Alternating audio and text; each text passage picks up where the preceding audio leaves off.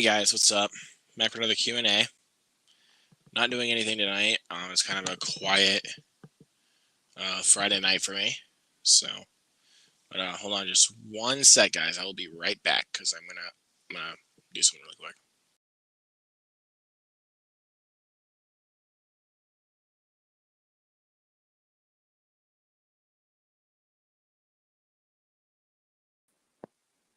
There we go.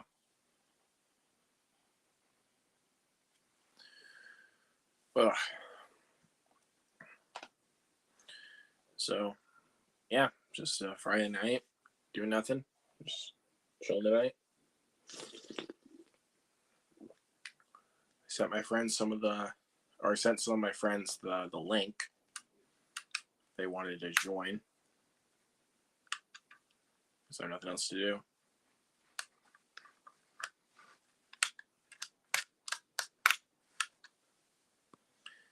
You with Drew? What's happening, man? Again, I love that. I love your Logan avatar there, dude. I love it because Logan is awesome.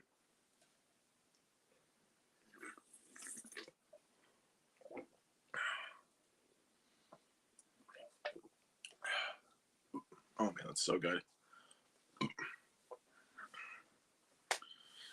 How are you guys doing today?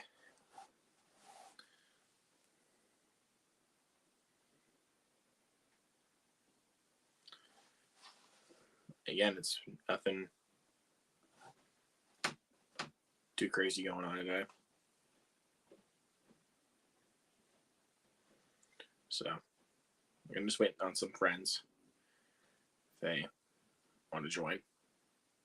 Because I did send them the link to join.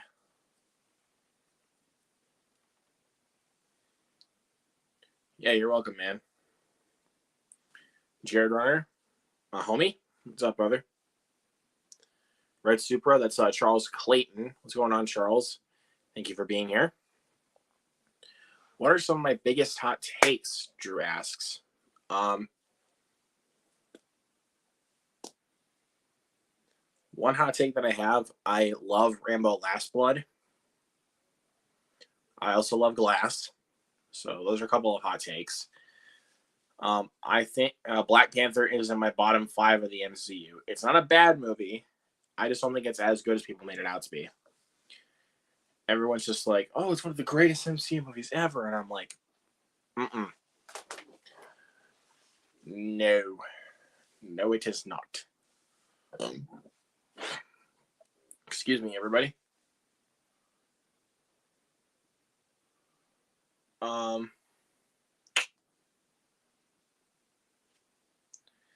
Trying to think of some more hot takes I can give you.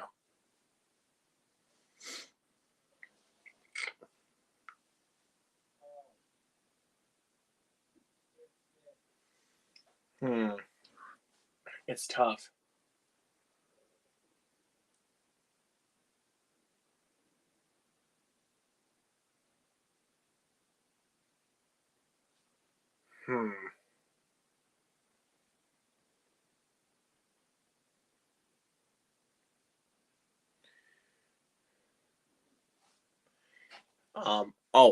I love Eternals. That is one of my top 10 MCU films. That's definitely a hot take.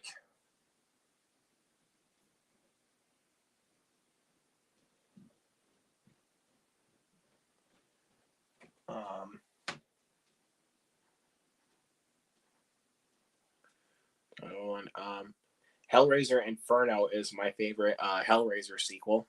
That's definitely a hot take.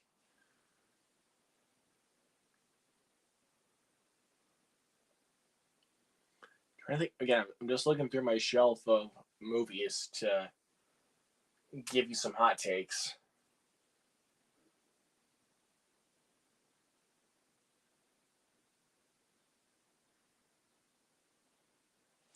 Indiana Jones and the Temple of Doom is my favorite Indiana Jones movie. Everybody says either Raiders or Last Crusade. I love Temple of Doom. Temple of Doom is easily my favorite.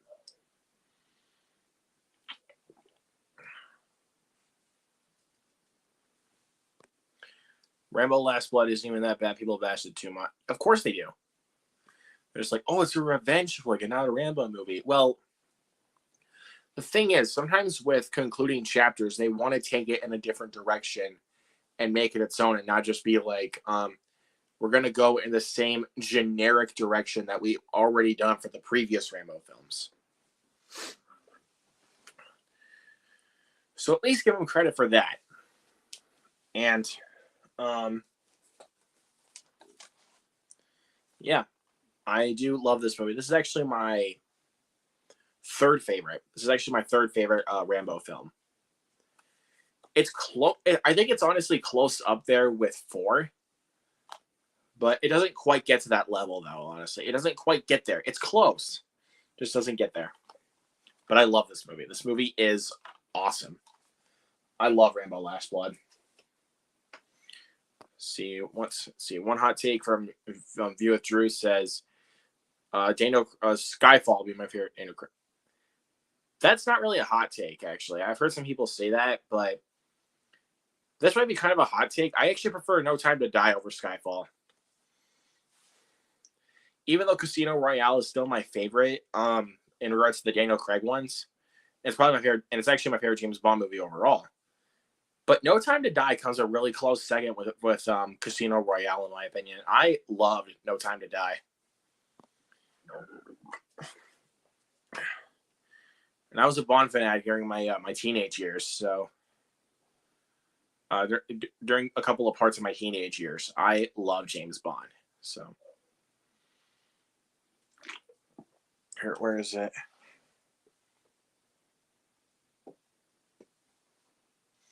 There it is. No Time to Die. Yeah, man, this movie is awesome. I love No Time to Die.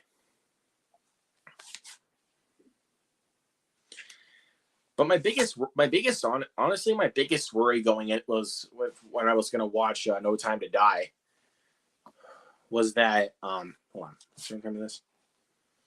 It was 2 hours and 43 minutes. Like, I was like, oh God, this one's really going to drag out. But this was the concluding chapter in Daniel Craig's Bond filmography. And I think the runtime of this one really flew by fast. I loved it.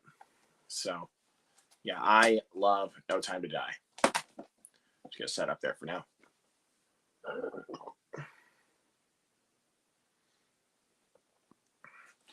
Let's see. Some of my other hot takes are that I didn't hate the third act of the Wolverine. I didn't hate it either. I just didn't like the last 5 minutes when he's fighting a Decepticon. That's the only thing I didn't like about the third act was when he was fighting the Decepticon.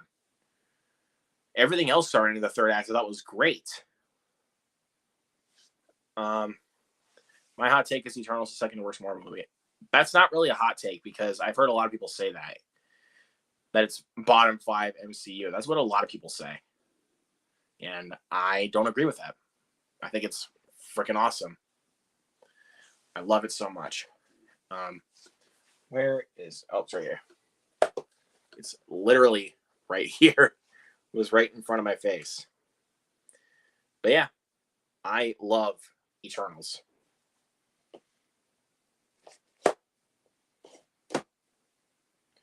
You never know what people are wanting out of the MCU nowadays, but I want to see more MCU movies like this.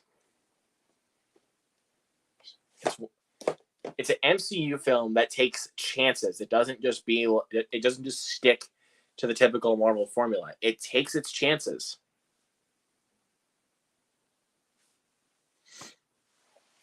One of my hot takes are the Star Wars prequels over the sequel trilogy.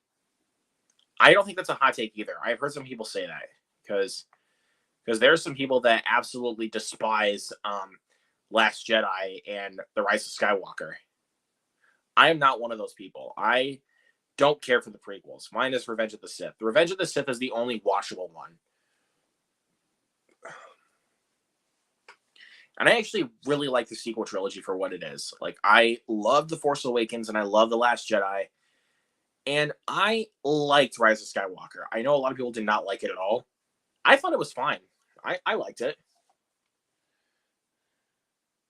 Because I know this is definitely a hot take, but I like Rise of Skywalker more than Rogue One. I know everybody's gonna shoot me for that, but I'm sorry. I did get a kick out of Rise of Skywalker.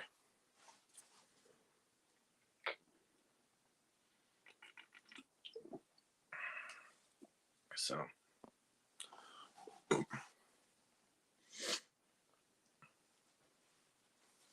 again, I can hear people loading the bullets into the gun there. But or basically to impersonate the Uncle Buck laughter.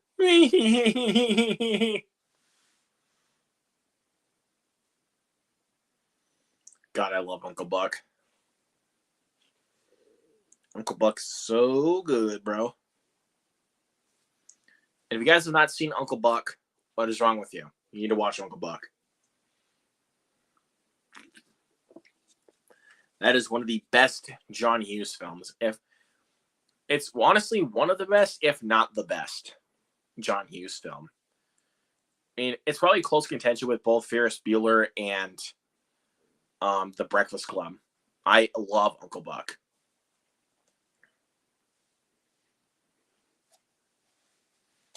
Like, man, I really do. I love Uncle Buck. Ever heard of a ritual killer? No? Why? Pretty soon you are going to become one.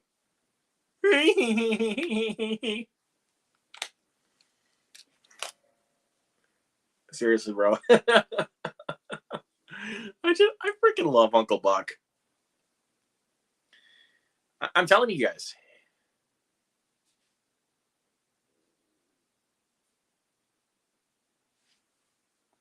Here says, shut up, Meg. Yeah, whatever, Jared. Let's see. Charles says, fair enough, Rogue One is in my top 5. Fair enough, I guess, but I really don't care for that movie. The characters were the biggest problem with that movie. Like, I just could not get into the characters in Rogue One. They were just so basic and boring, in my opinion. I did not like any of the characters. Like, at first I loved Rogue One, but then I rewatched it and I watched it again a couple times and I was like, I don't know, man. I don't know what I didn't like it all that much.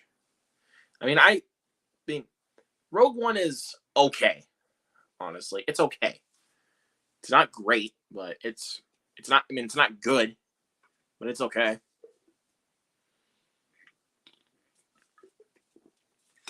Even though it's a really beautiful film to look at, like in regards to all the Star Wars films, that might be the best looking one out of all of them. But it's pretty generic in my opinion. And we really should have gotten a lot more of Darth Vader because it's a movie about those people, about those characters trying to stop the Death Star. And Darth Vader was supposed to be part of the Death Star.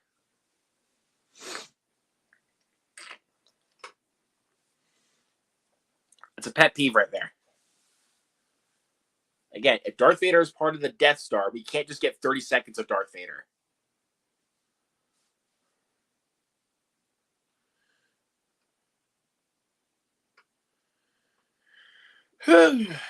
Okay, rant over on that, but okay, I'm just.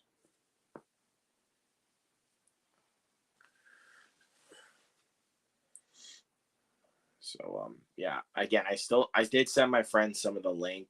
Some of my friends the link. Jesus Christ, I have a speech impediment.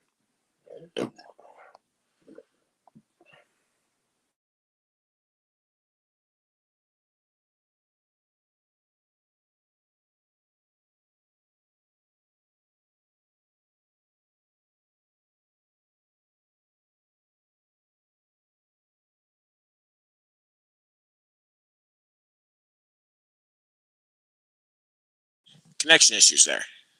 You know? But it is what it is.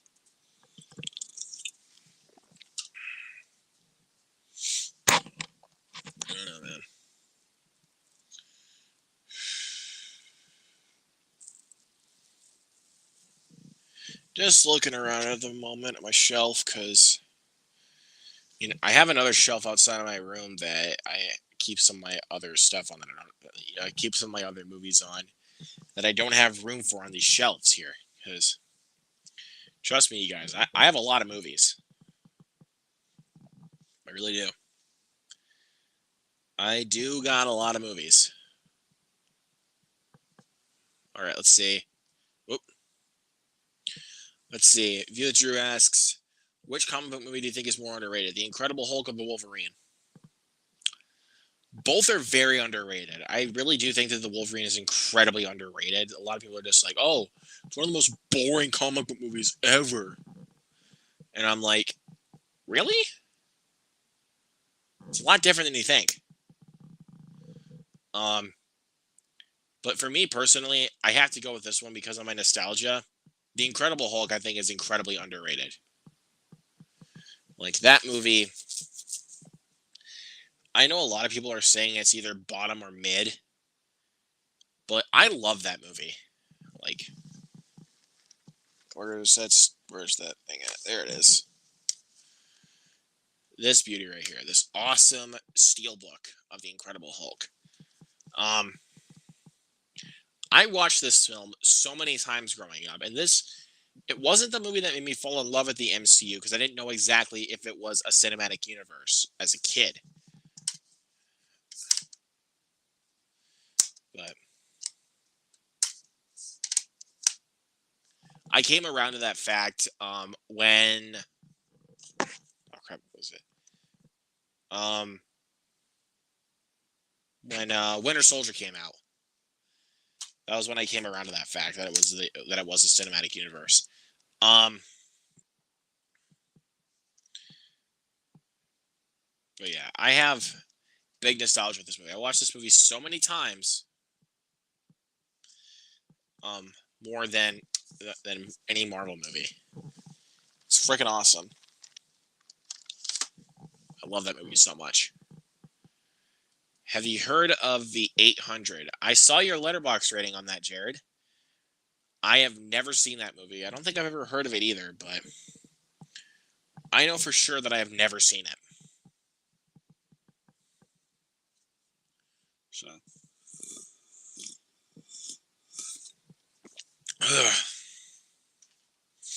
but I did order another title from Best Buy because again I had another $5 certificate because I'm submitting a lot of reviews to some of the stuff I've ordered or bought in the store any other way. Um, I had another $5 coupon I could use, and I looked through some of their deals, and I did find signs for $5.99. I was gonna get that for $1, but I figured if it was gonna still be at that price, um, I ordered a little what is it? I know what the movie's called. It's just I'm trying to remember. Like it's a war. It's type of a war film, um like with pilots basically. It's kind of like Flyboys in some ways, but it's a little bit different. It's a movie called Red Tails. I know it has Cuba Gooding Jr. in it. That's what I know. I've never seen it. I've heard. I remember looking at the poster for it when I was a kid. And I think it came out like when I was around like 9 years old. Like, I remember seeing that poster when I was a kid. I was like, that looks pretty cool. Never seen a movie like that before. Yeah, I was 8 or 9 years old, but it's whatever.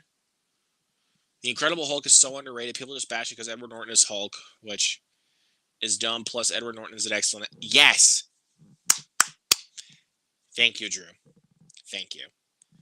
If you guys don't know one thing about me, I am a Edward Norton fanatic. I love Edward Norton. Um, like I know I have some of his films here on my shelf. Here's one. Probably his most underrated movie is The Illusionist.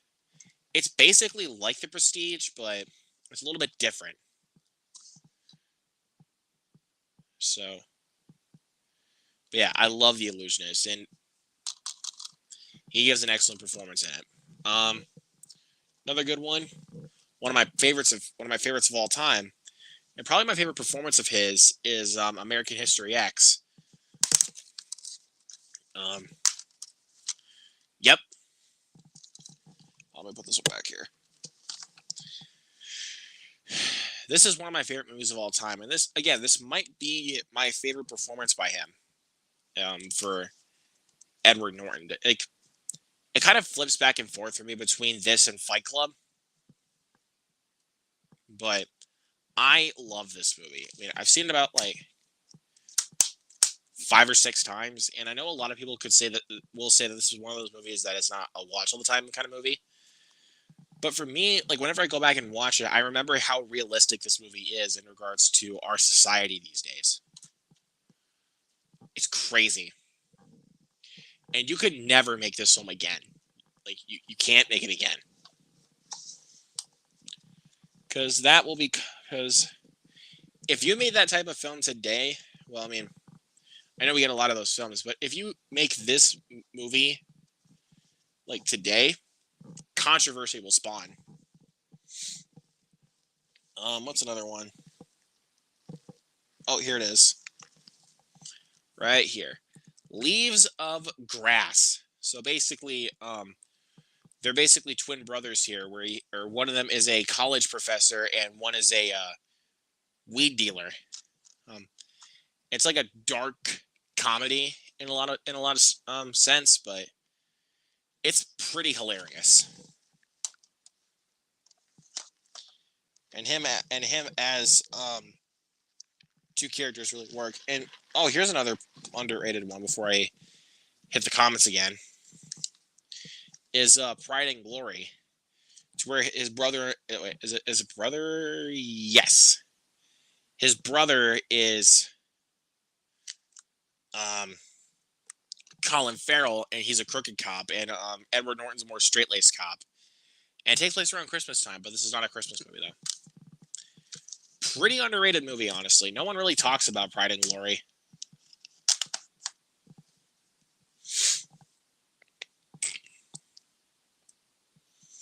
The Incredible Hulk is the best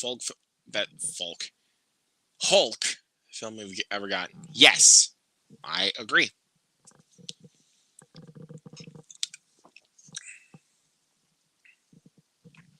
I absolutely agree. I love The Incredible Hulk. So basically, in 1937, a group of Chinese soldiers and draft dodgers put up 4-day defense of a Shanghai warehouse complex. This is Japanese forces are overwhelming China.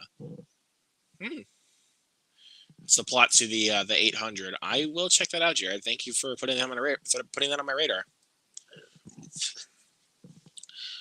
Let's see. Hot take. While I don't dislike Mark Ruffalo as Hulk, I actually prefer Edward Norton. Ruffalo isn't bad, but the way Hulk has been written recently, I didn't like. Edward Hulk was serious. Yes. Hit the nail right on the head there, buddy. Hit the nail right on the head. You're exactly right. And portrayed the Hulk the way it was supposed to be, a monster who is a savage. Yes. Or a monster who is savage, yeah. That's just more like it. But yeah. Again, Drew, you hit the nail right on the head there, my friend. For sure.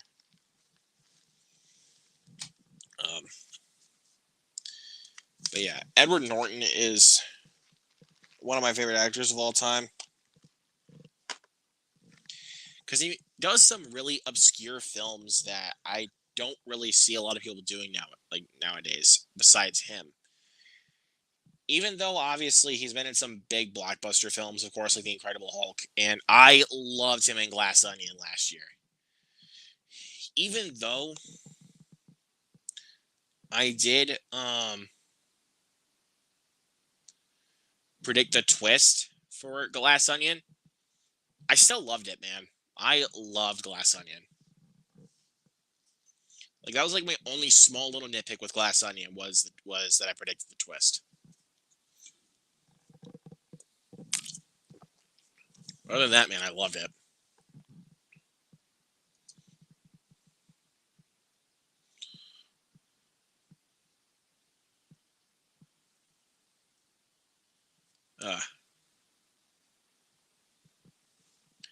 Yeah, I was just trying to check on a couple things. So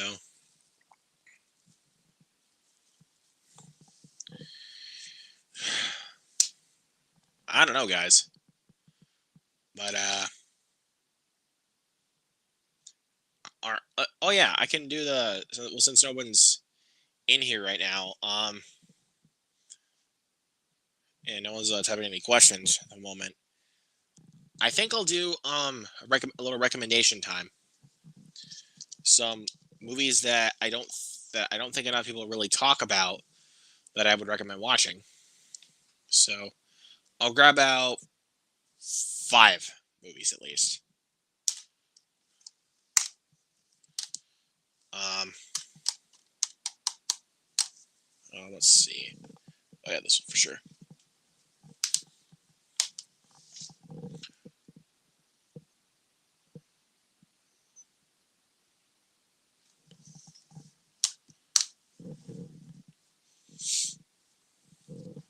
Oh, get back in your spot there, Deadpool. Um,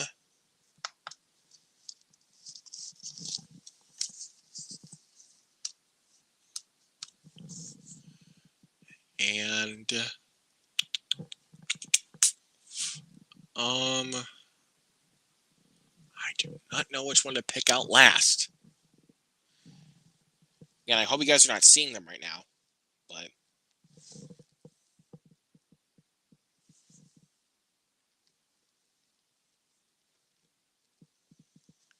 oh, there we go.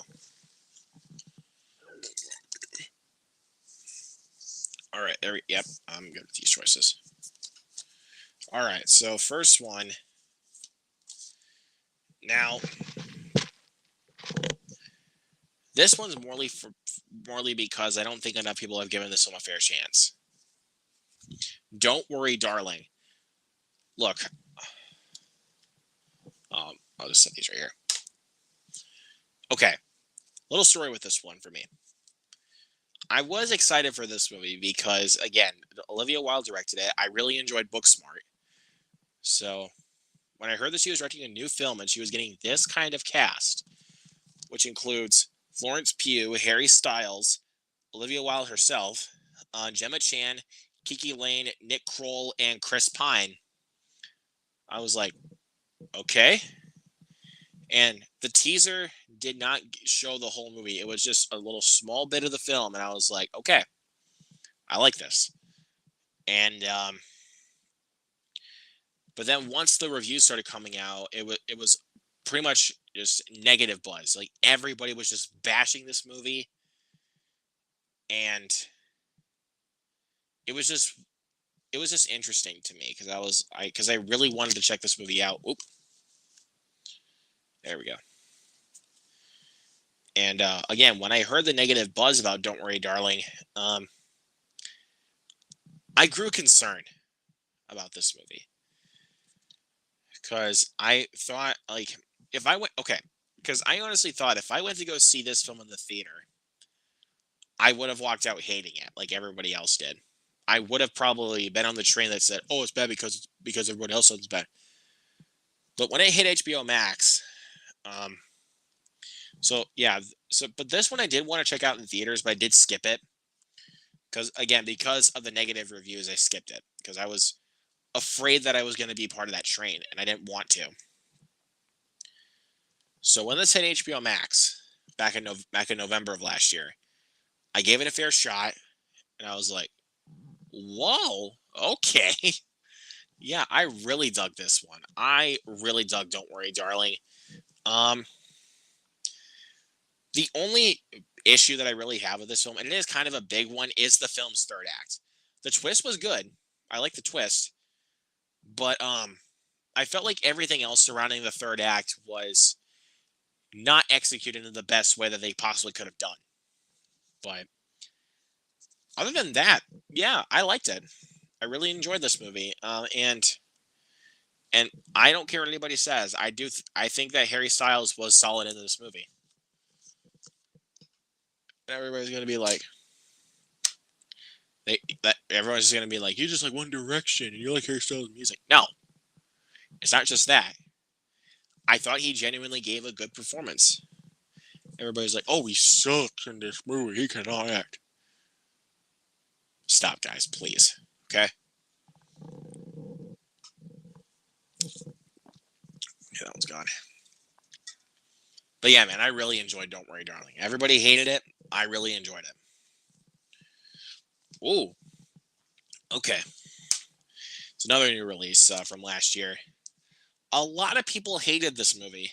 Like, specifically, a couple of my friends that I was screaming at to watch this movie hated it. And I was like, what?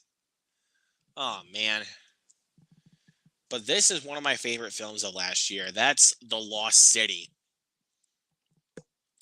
So I saw this in theaters when it came out.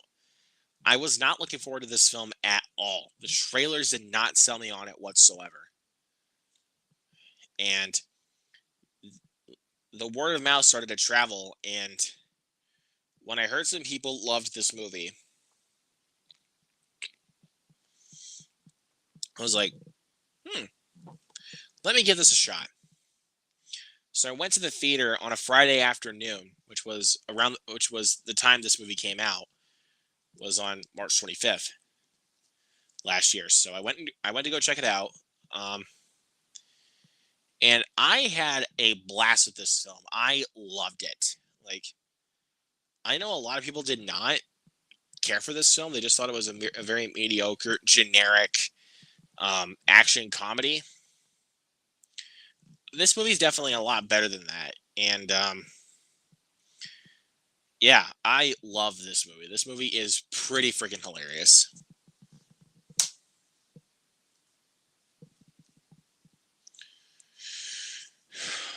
I love Sandra Bullock and Channing Tatum in that movie together. They really, really did a good job together.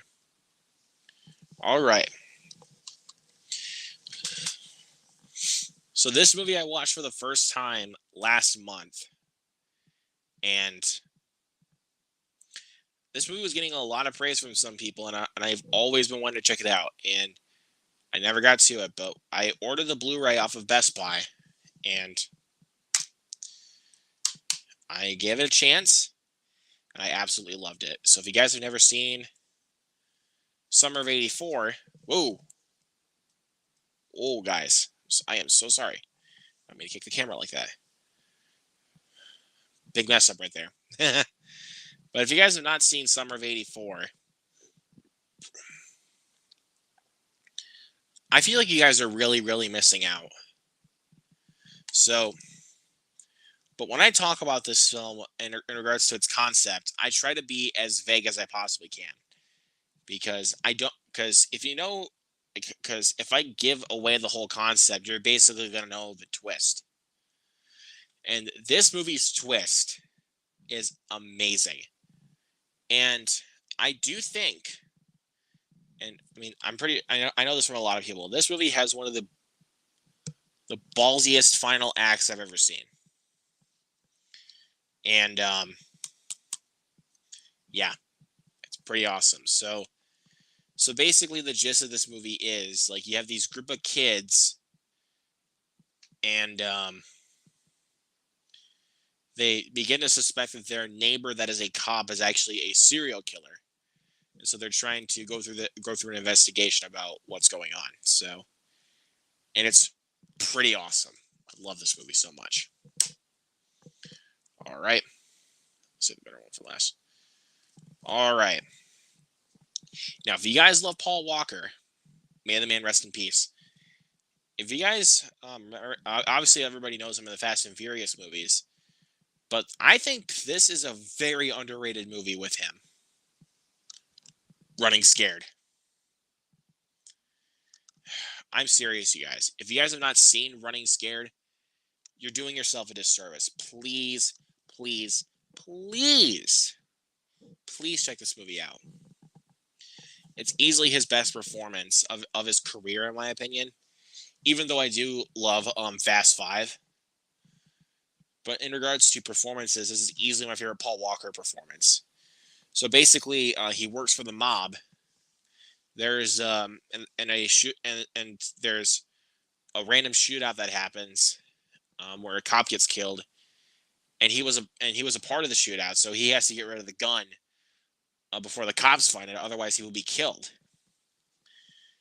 And a kid next door finds the gun and goes on the run to return it to get it to the police. So basically, he's trying to chase down this kid that has the gun, and it is a wild thriller. Like, there's things that happen in this movie that you're just like, where the hell did that come from? Like you won't see it coming. It just goes like boom. But yeah, it's pretty awesome.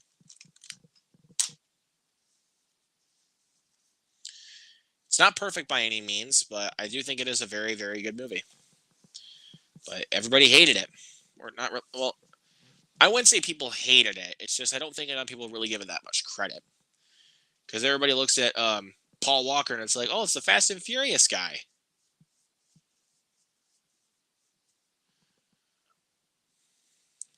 Look at movies like this. He could actually do better movies. Outside of the Fast and Furious, this is one of those movies. And also Varsity Blues, but he played a more supporting character in that movie. But this one, he obviously plays our main character. So it's awesome. And the last one.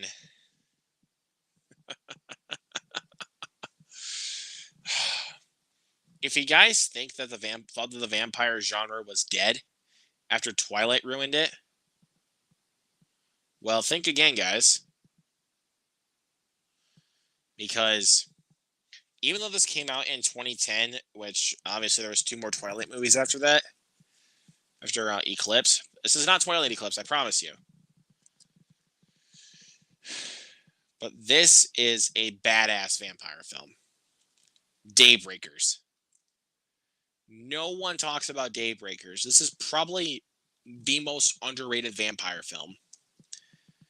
And honestly, the more and more I think about it, this might be my favorite vampire film. It's a lot different than what you would expect from your typical vampire film. So, yeah, if you go into this film expecting a cheap little vampire flick,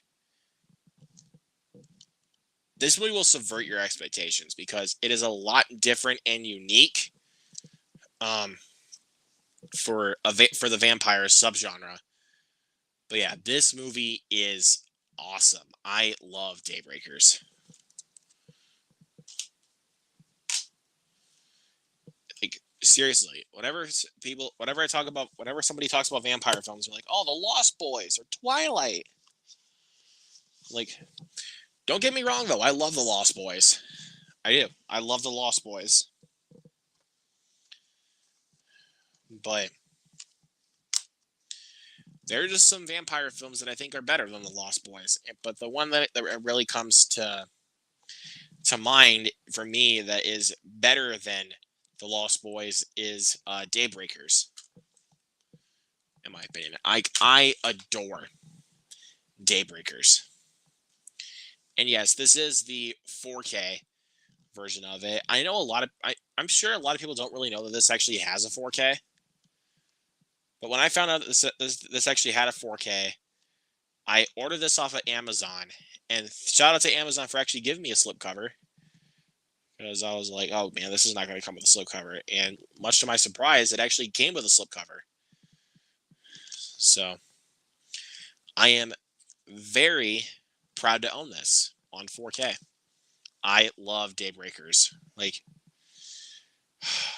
I could just stare at this cover all day, man. Because I could, like, even just thinking about it, like even just looking at it and thinking about it,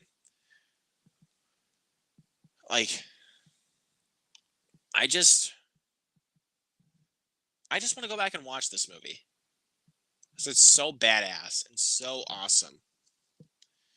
It's just one of those films that just completely floated under the radar and no one talks about it. So, yeah. I don't understand why. Um,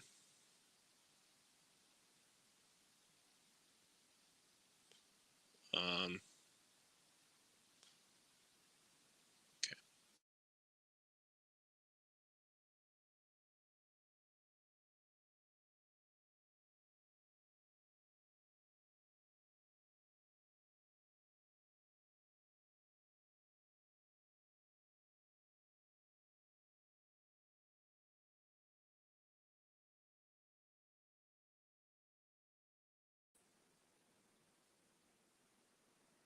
Huh. Interesting, but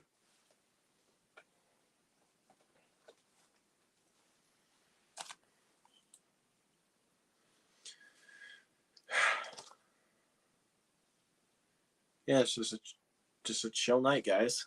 So, but also, this was one I just watched again a couple nights ago because this movie would not get out of my head for one, and secondly, I just wanted to watch it again because it's so much freaking fun.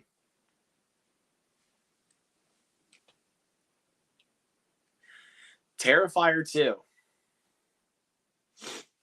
Yeah, man, I love Terrifier 2. I mean, I really enjoy the first Terrifier, but Terrifier 2 is so much better in just about every way.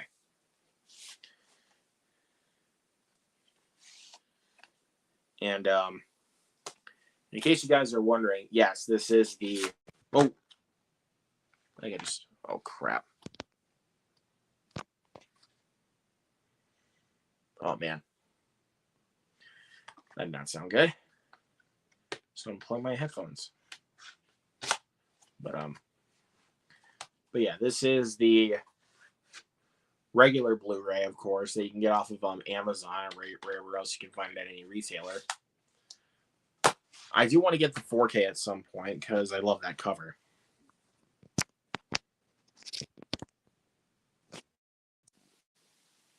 Okay. All right, sorry about that, guys. Just had to fix something with my headphones. So yeah, got my guy Art the Clown. Freaking love this dude, man. Like, this dude is so freaking creepy, dude. Like, he's definitely very, very funny, but he's really creepy. Like look at this right here. Look at just look at him on the back there, dude. Just look at him right there, looking at you. It's pretty creepy. I know I've talked a lot about Terrifier on my channel, but can't help it, man. I freaking love Art the Clown. Like,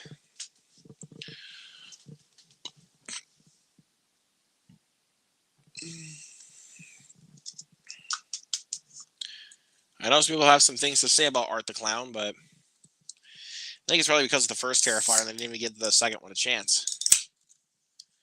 But it is what it is.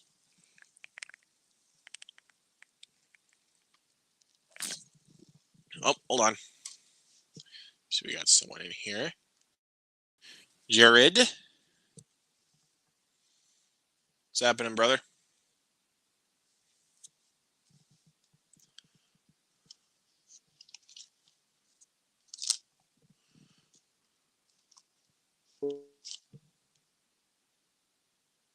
What the heck? What was that? Oh. There we go.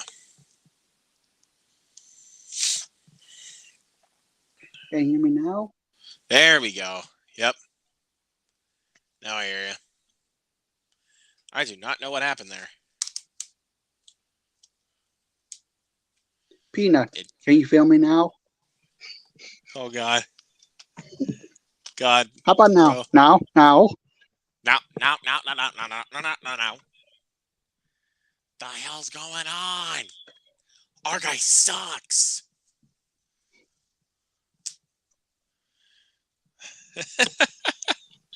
Freaking love that. You should have heard the noise that dog made.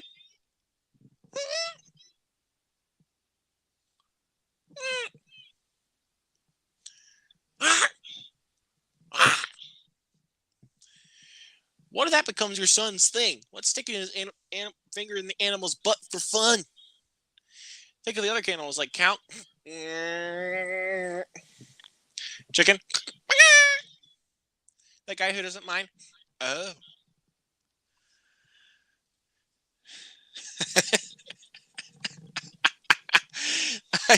I love that last one. That guy who doesn't mind. Oh.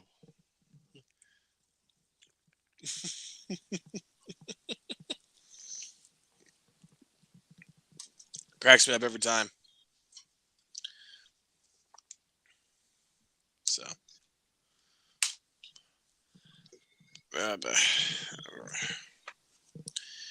I do not know, man. It's pretty crazy.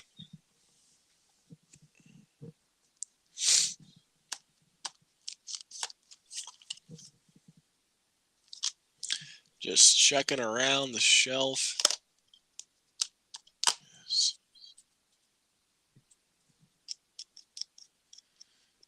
Yeah.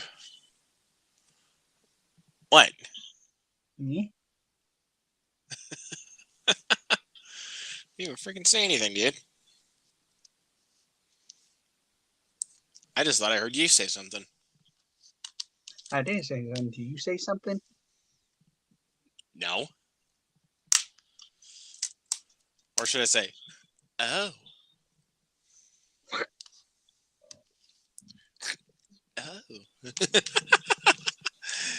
Oh. I love that. It's too funny.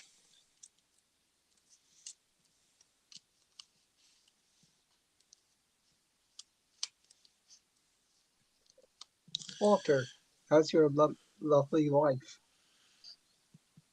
Means sex? I'm married, you moron.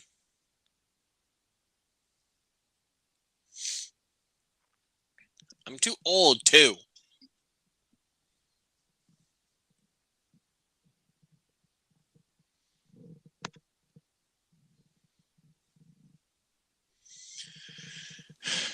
That's my little look of Walter, just like.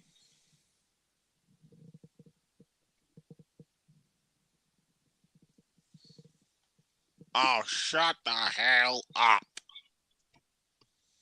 Duh.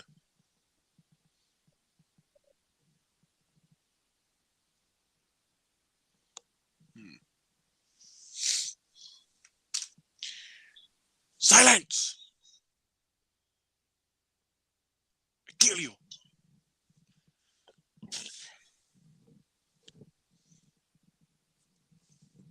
Silence! I kill you! God. Freaking love Ahmed. No, you said Ahmed. It's Ahmed.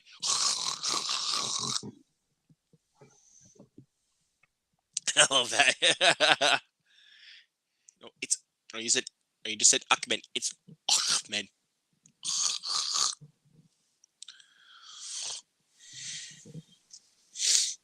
So. It's pretty crazy.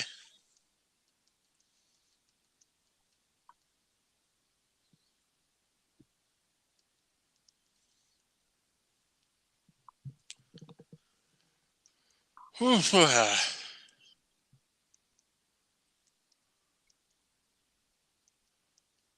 know what tomorrow is? Yep, I know. Scream 4 watch along.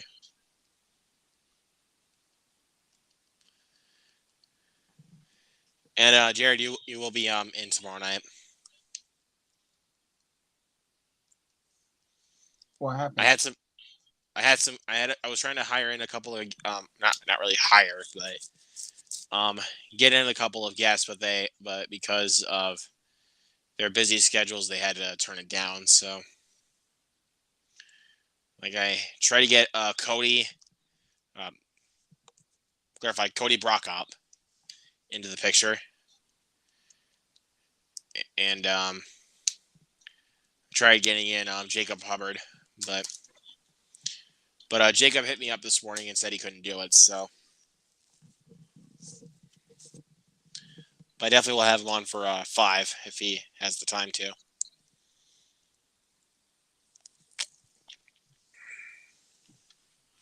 Because he did say he would that I should let him know for 5.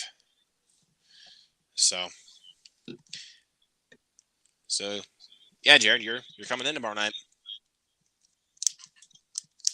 Okay.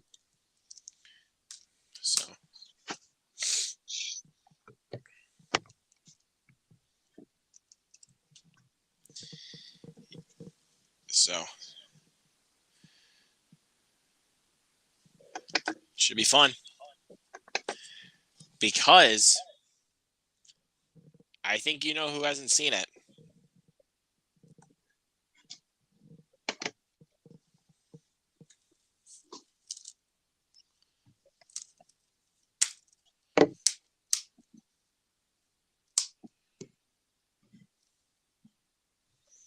Mr. Fritzky has not seen this one. He hasn't seen it. I heard. So we'll see how this one goes. Hopefully he enjoys this one. Because I know he doesn't like 2 or 3. I don't know why, but I find it so funny that when we did 3, it just turned into a hangout session and not an actual watch along. It just turned into a hangout session. But it's for the best, though, because nothing. Just watching and not talking about it. Exactly. We weren't even talking about it because nothing even happens. So it's just like they should have just listened to Kevin Williamson, dude. I'm telling you, they should have just listened to him. And Ghostface just running. That awkward running. Yeah, it just felt like he was just running in an apocalypse or something like that. He's just like he's just running like this the whole time. Like he's running in an apocalypse. Like it's so stupid. That's why I don't watch Scream 3 that often, because it's boring.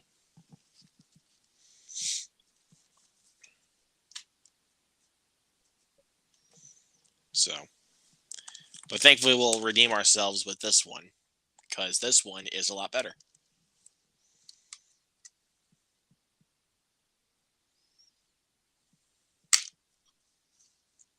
So, here's the 2 movies I want to show off. Oh, go ahead. Get this put away. When it first came out, it was $24. Now I bought it for $14. All right, let's see. I got the where's that? There it is. The Best Buy Steelbook. It's a nice looking Steelbook. Everybody's like, it's too plain. I'm like, so what? Looks fine to me. Then I got the Walmart exclusive.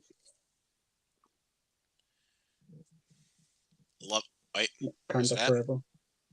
I love Wakanda Forever. I'm trying to be careful so nothing falls over, because I had that like right at the bottom of the pile. Same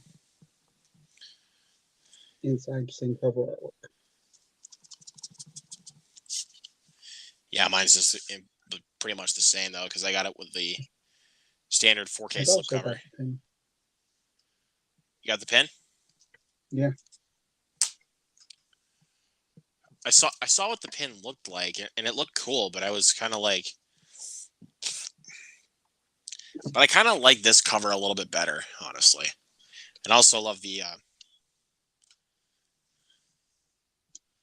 that is a sick pin, dude. Because I know I had the ones for Eternals and Multiverse of Madness. I know I had the pins for those.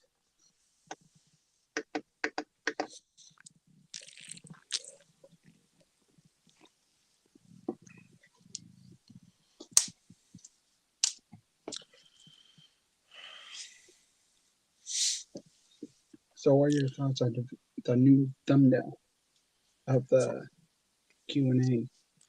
Looks great, man. It's very thoughtful. I really appreciate it, man. That one, I put more thought into it. That's why I was saying it's very thoughtful because the background you have my favorite TV show of all time, Breaking Bad, with of course you wanted my picture, my signature, 2 thumbs up, and you got a Mario Kart in there for Mario. I think it's for Mario Kart 8, if I remember right, but just the normal Mario Kart 8, and then you have like this really cool reel that has let's see, because I know it has Train Spotting in it, my favorite movie of all time, Top Gun, Black Phone, Super Mario Brothers, Jackass, 12 Angry Men, and Super Mario Brothers. I know they have that in there. And again, dude, thank you. I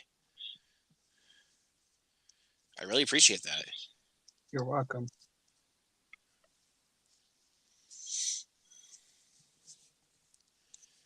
I never thought someone would actually make something like that for me. Again, dude, that's very, very thoughtful. Like, let's see. But my most recent purchase, and also I just watched this actually earlier today, The Fablemans. I haven't watched that.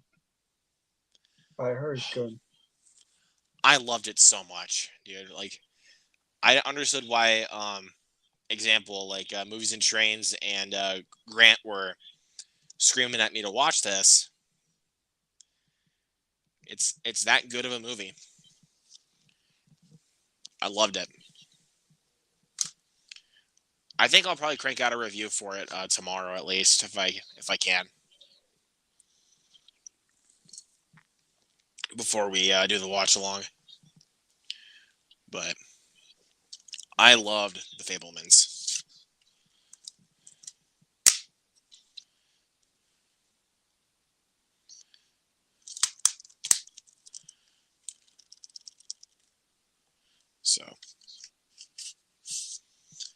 So yeah, guys, if you have not seen The Fablemans, do yourself a favor, buy it and watch it.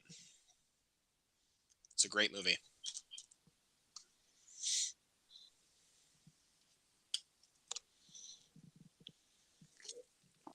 Ugh, that's good. So yeah, that's another recommendation right there.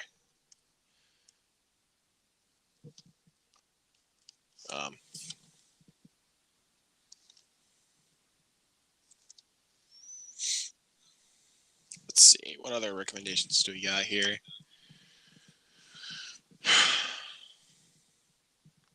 Oh, here we go. Got one right here. I can get it out.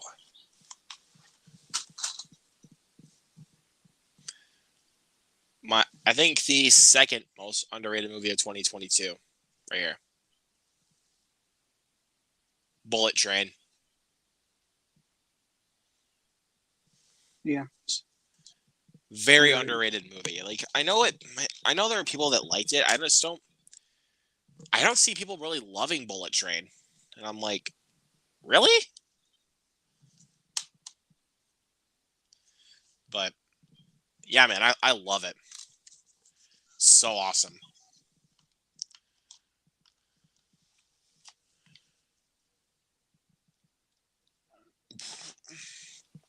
Like, every time that I've watched, like,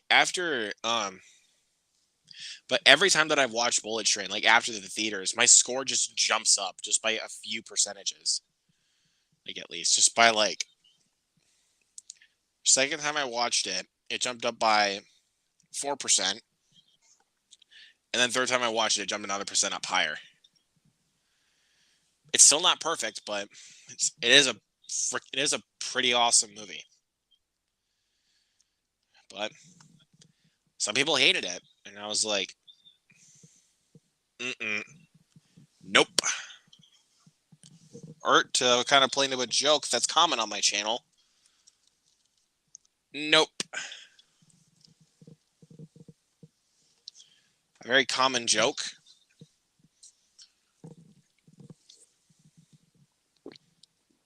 All right. Are we going to do the John Wick after Scream? Or no? I don't know. I mean, I'll have to talk to Fritzky and ask. Because we can. I just obviously have to ask. If he wants to do that, because... You know me. I already made the thumbnails. I think I still I have make them. too much. I make too much of them. I know you do, but hey, man, as long as it's something that you enjoy doing, man, I don't have a problem with that. But really quick, I mean, they're synced into my iPad, so I'm gonna look and see if I still have those thumbnails.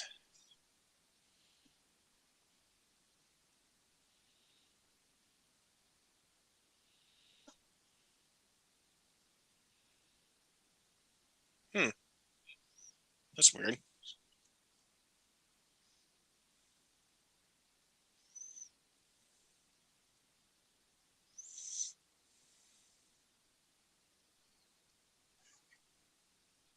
I do not have them. I thought I did.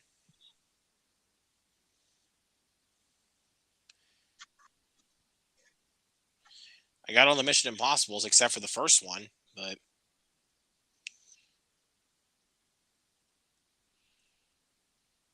don't have the John Wick ones.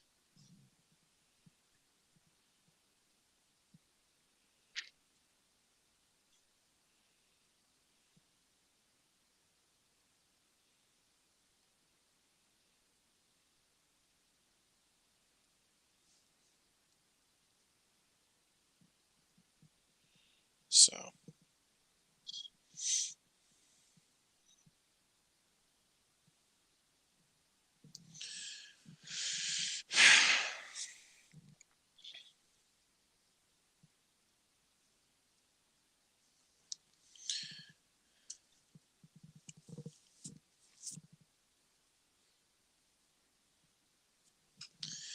but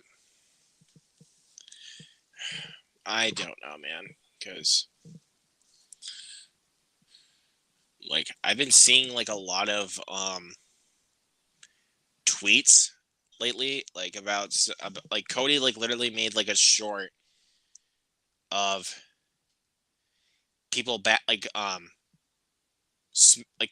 crabbing on his opinion because he hated Winnie the Pooh, Blood and Honey. I mean, pretty much everybody did that I know. Hated the movie. And I think I know a good reason why they did.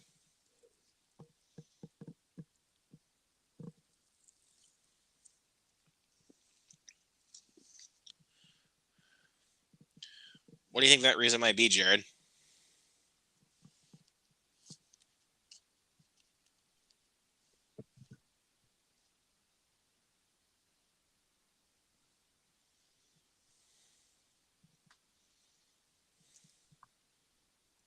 What's the reasoning? For why people hated Winnie the Pooh, Blood and Honey. Duh. There's no effort. Because it's horror. Not just because it's horror. There's no effort put into it. Because even when I saw the trailer, like, after I did that live stream with Zach that one night, I already knew that there was no effort put into it. Because I mean, I have it on my The guy iPad. in the mask. Yeah, because look at this. Like, it's just like it's a guy in a Winnie the Pooh, in a Winnie the Pooh mask, and down here is a guy in a Piglet mask. Very I'll much be so low right budget. back. Okay. It is very much so low budget. Let's see. Becca's in here. What's going on? Says Ant-Man 3 is good. Yeah, I really enjoyed it. A lot of people didn't. I liked it. I liked it a lot for what it was. I took my family to go see it, and they liked it.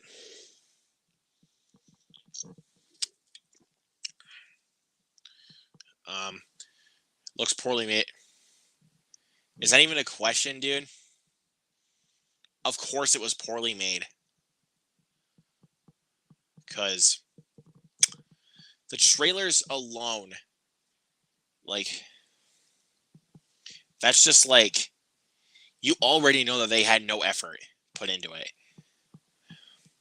Because it's dumb teenage girls at a cabin and a couple of guys dressed up and having Winnie the Pooh and Piglet masks as their disguise, basically. It's stupid. But I kind of just wanted to see it just so I could laugh at it. Because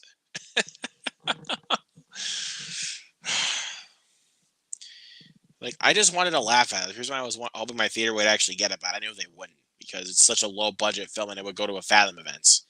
And my theater doesn't do that. So. But yeah. I'd rather be watching The Mean One instead. With my guy, David Howard Thornton. Charles says they should rename it Winnie the Pooh. Yes. But the thing is, though, the reason why they couldn't do that is because they didn't even have the budget. Because I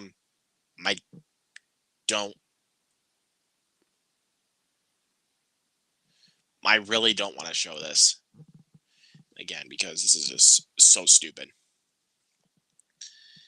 Because you can tell that they didn't even have the budget to even do this movie.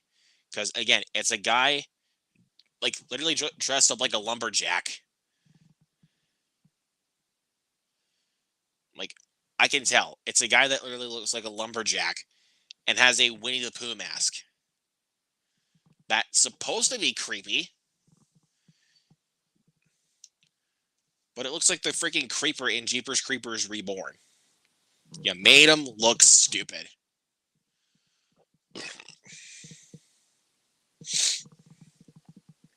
Didn't see the trailer until last week when Janelle said it looked like. Clearly.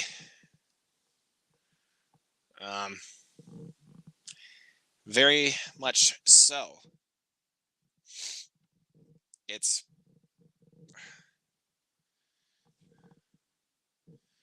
Honestly, for the Mean One, it looked like they had a little bit more effort put into it. Because they actually had some makeup on for David Howard Thornton. Because it looked a lot like Jim Carrey's Grinch, but it looked like with what they did for that,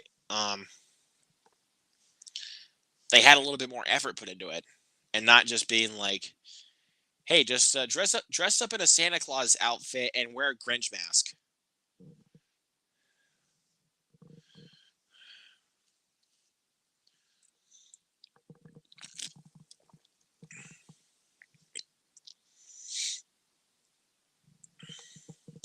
Hold on. Okay. Checking the timer really quick. So, but hold on 1 minute, guys.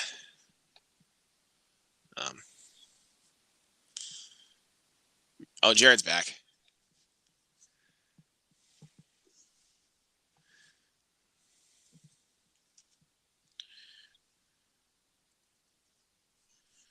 So, Jared, did you hear what I thought that Winnie the Pooh looked like for Blood and Honey?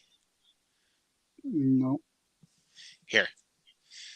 I don't want to pull it up because it looks so stupid, but I'm gonna have to. Some people actually said it's worse than Jeepers Creepers Reborn. I don't know that for sure though, because I hated Jeepers Creepers Reborn. Like, just look at Winnie the Pooh's costume. It literally looks like a lumberjack. That's what it is. He's a lumberjack. A lumberjack with a sledgehammer.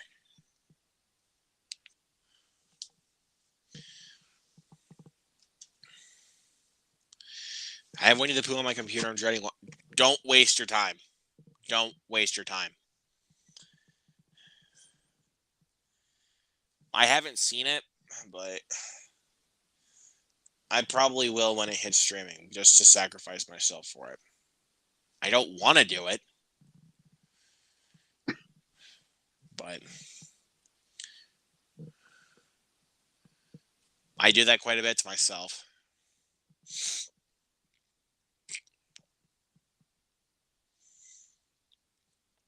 Because that's honestly how I decided to watch Jeepers Creepers Reborn, because out of pure curiosity to see how bad it really was. And my God, it was bad.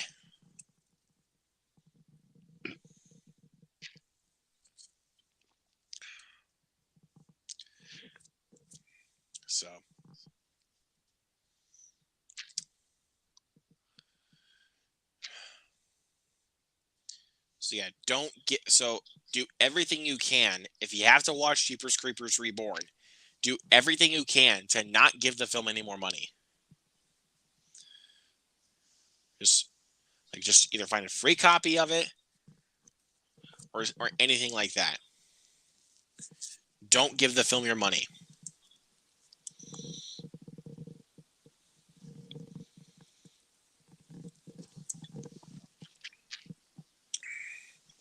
Ugh.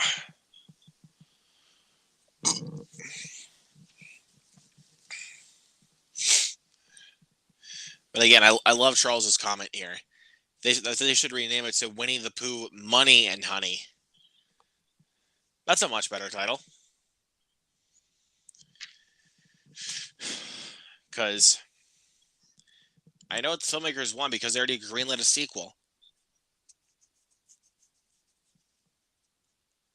Money.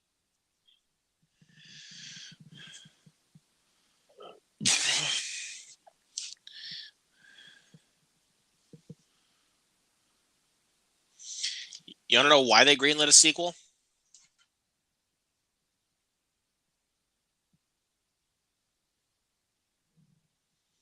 Because they thought they made the greatest movie in the world that everybody would love. But no, they're idiots.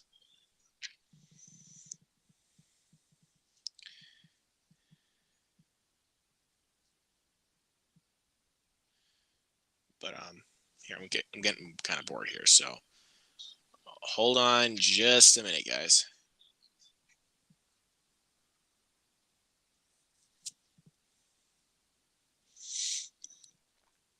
Clearly, it clearly does. So I don't blame you for that comment there, Becca. I don't blame you. Just hold on a sec, guys. I'm gonna do something here really quick. So.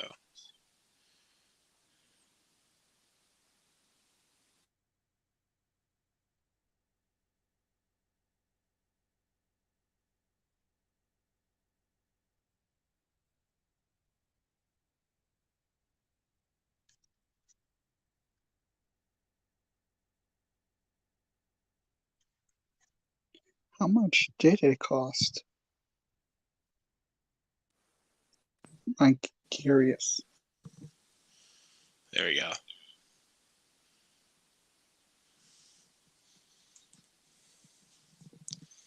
Wait, so what's up, Jared? I'm saying, how much did Adri cost? I'm curious. I guess I can search it up. Got nothing else better to do, so I'll just search it up.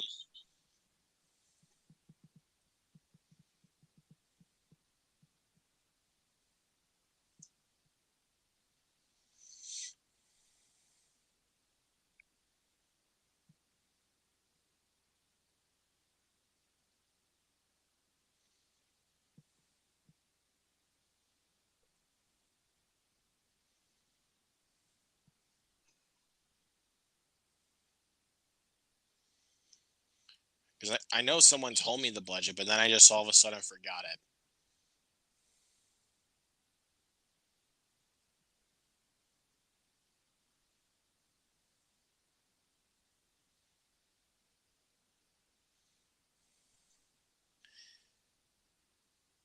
Less than $100,000.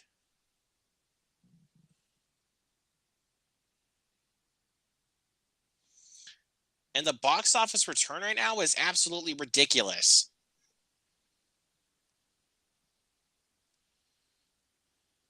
So, hold on. So, I'm under the box office right now for this movie. And, Jared, I don't think you're ready for this, dude. This is ridiculous. Are you ready? You're still going to show me anyway, so do it. All right. Box office is at $1.8 million.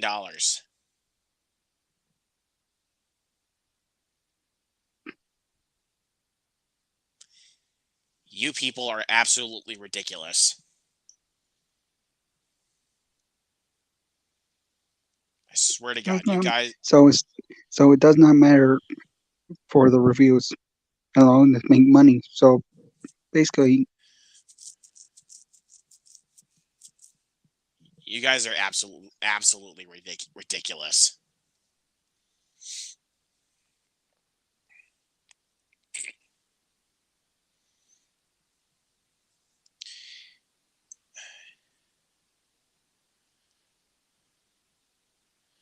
Even though I know it would make more,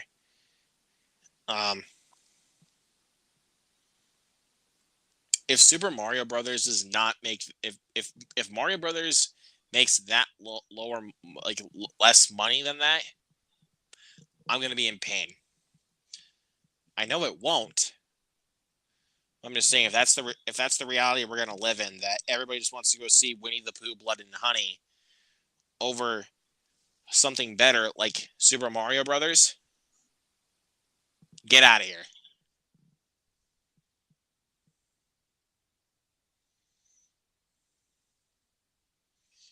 I know because I don't know what y'all are smoking for that.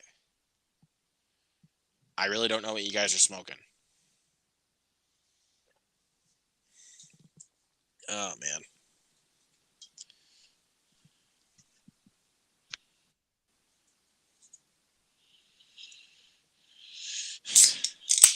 Sorry, just looking through here.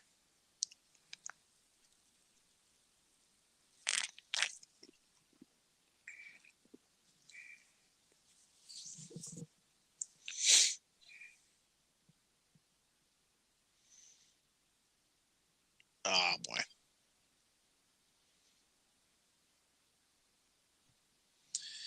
Just looking through Letterboxd and saw some people's rating. I saw one of my friends' ratings on Ant-Man and the Wasp: Quantumania. I don't understand why people are crapping on that movie. It's actually good.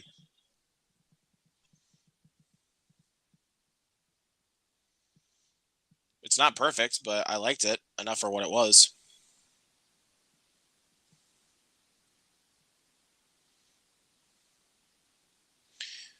Oh, hold on.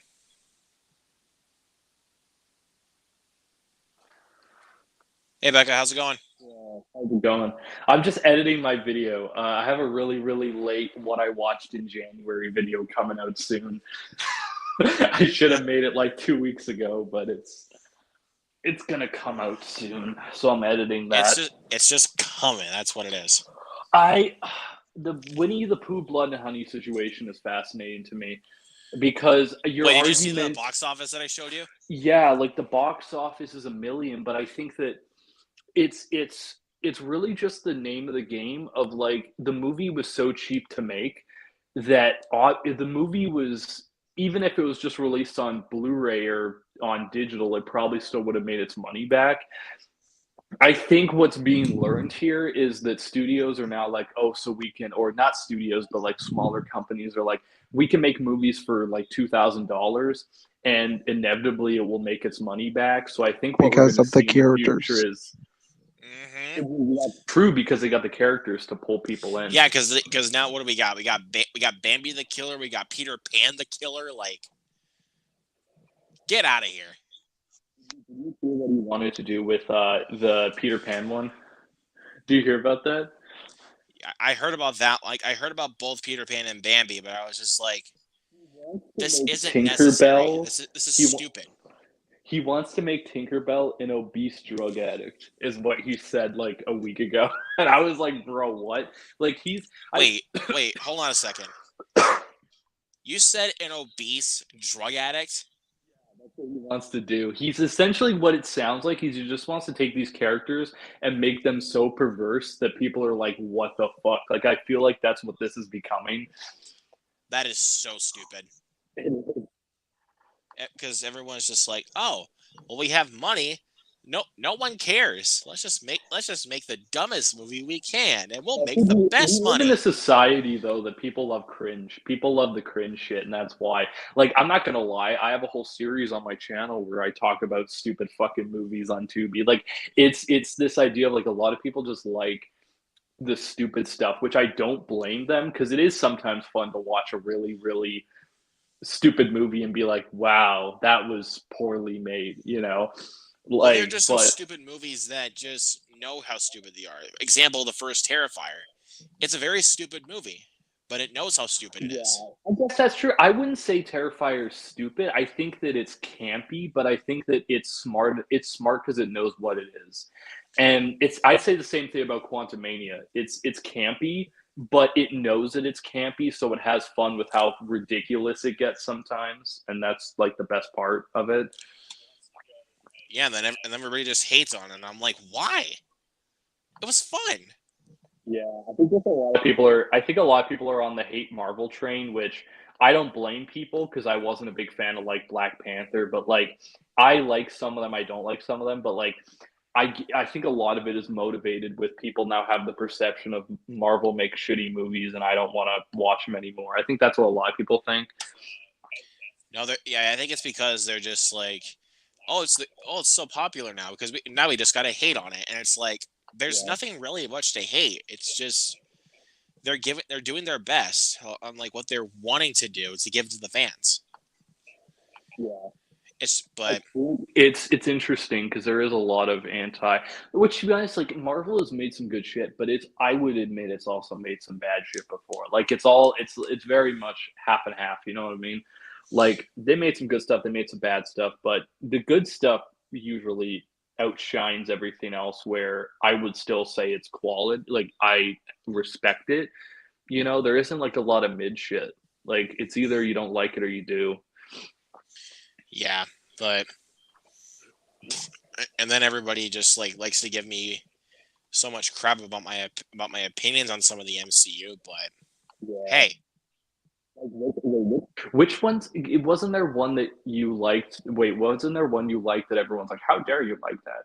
Oh, I know the Black Panther one. The Black Panther one is a lot that's of my people most are controversial one. Like, just because it's because, in my bottom five. it's not in my bottom five, but I do agree with you that it's overrated. And same with I feel that way about the second one. I think that they're movies that I respect what they are, but they're just like not my thing. I don't know. Maybe it's the way they're executed and directed. They're just not my thing. That was my fear going into Wakanda Forever. I thought it was just going to be the exact same retread of the first film, but I was wrong.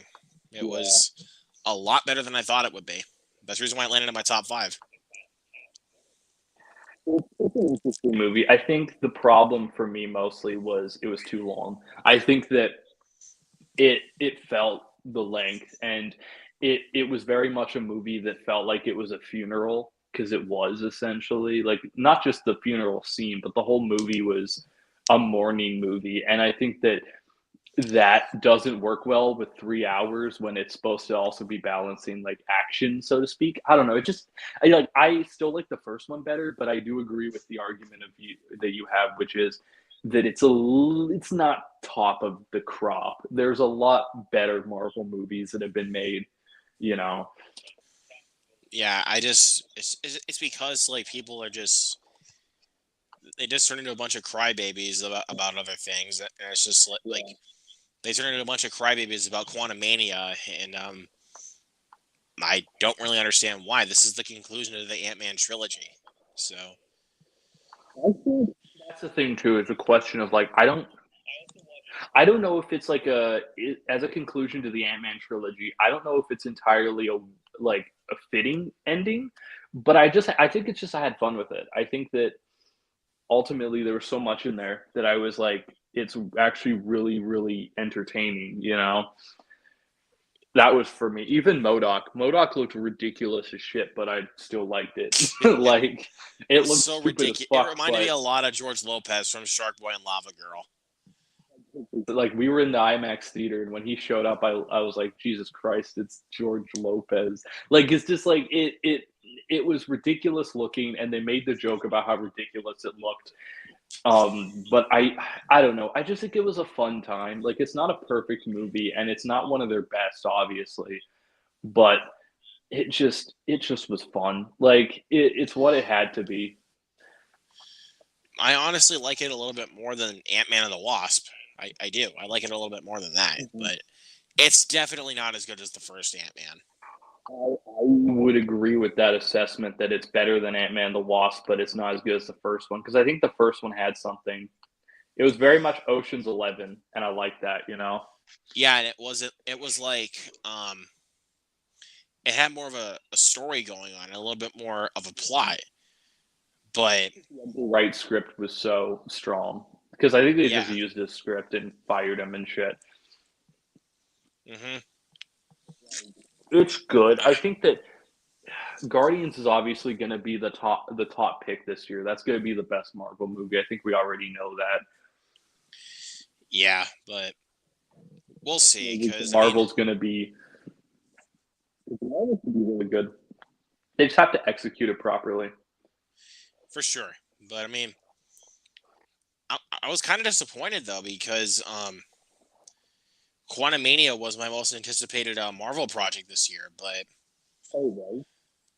yeah, I was anticipating it more than Guardians Volume 3 because again, it was our first like real exploration into the quantum realm. Like, I mean, we had like some sneaking suspicion of it, but we never really got like an actual look into it. That's So interesting. Which I feel like when I saw it, I was like when I heard about it, I was like, it seems like it's gonna be Multiverse of Madness, but on a smaller scale, is what I felt like, and it kind of was, but I still okay. That's another thing. I still think like stuff like Doctor Strange 2 is better.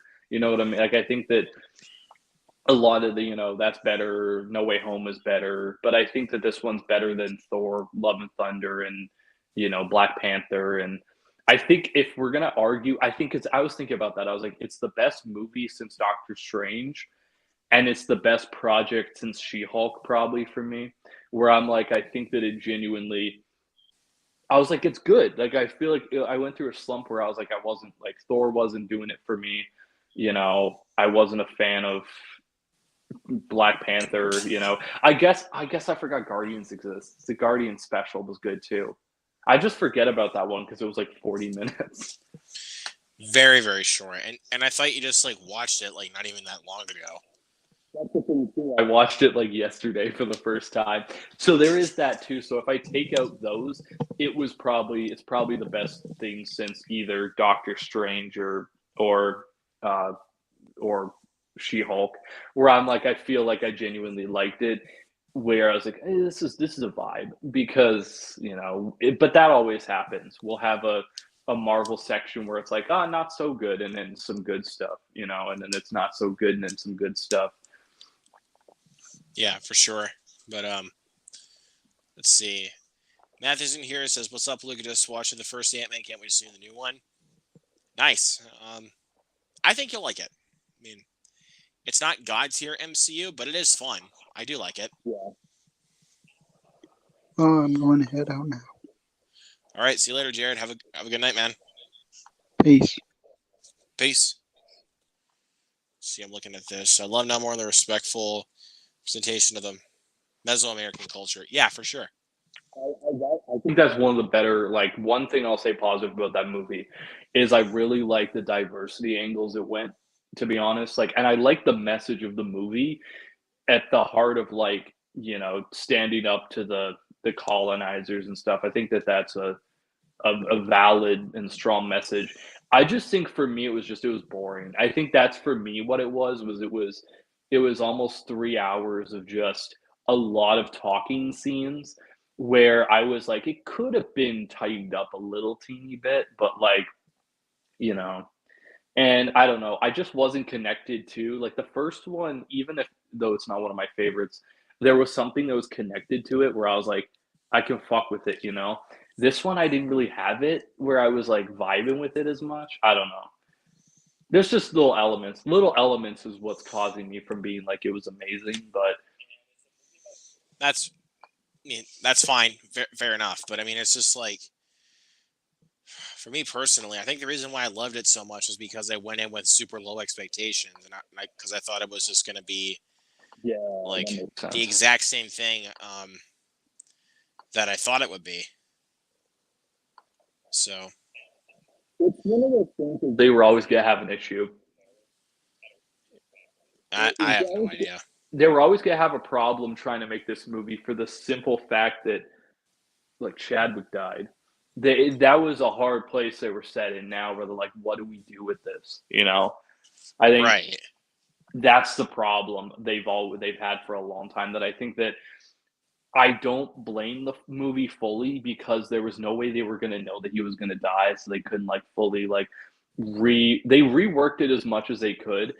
I would have definitely like if he didn't pass away, I would have loved the what the original premise was, which was a father-son movie with T'Challa and his son, which would have been a really, really good movie, you know? Yeah, for sure. They couldn't really do that. So I think they were just between a rock and a hard place where they're like, what the fuck do we do now? And I think that that probably messed them up too much. You Oh, yeah. know, so I don't blame them for the movie not being my cup of tea, so to speak, because they did get screwed over by the fact that he died so unexpectedly. Like, what were they going to do? Yeah, but I don't know. It is what it is, I guess. But I didn't really know what to say about that. Yeah, it's I they could do so much, and I think they did good for what they had. What they were able to do. Yeah, for sure. And I don't know. Like everybody was just hyping that movie up like it's gonna be like the greatest thing ever, and I was like, no, it's not. And then I go to see it, and I was proven very much so wrong. Yeah.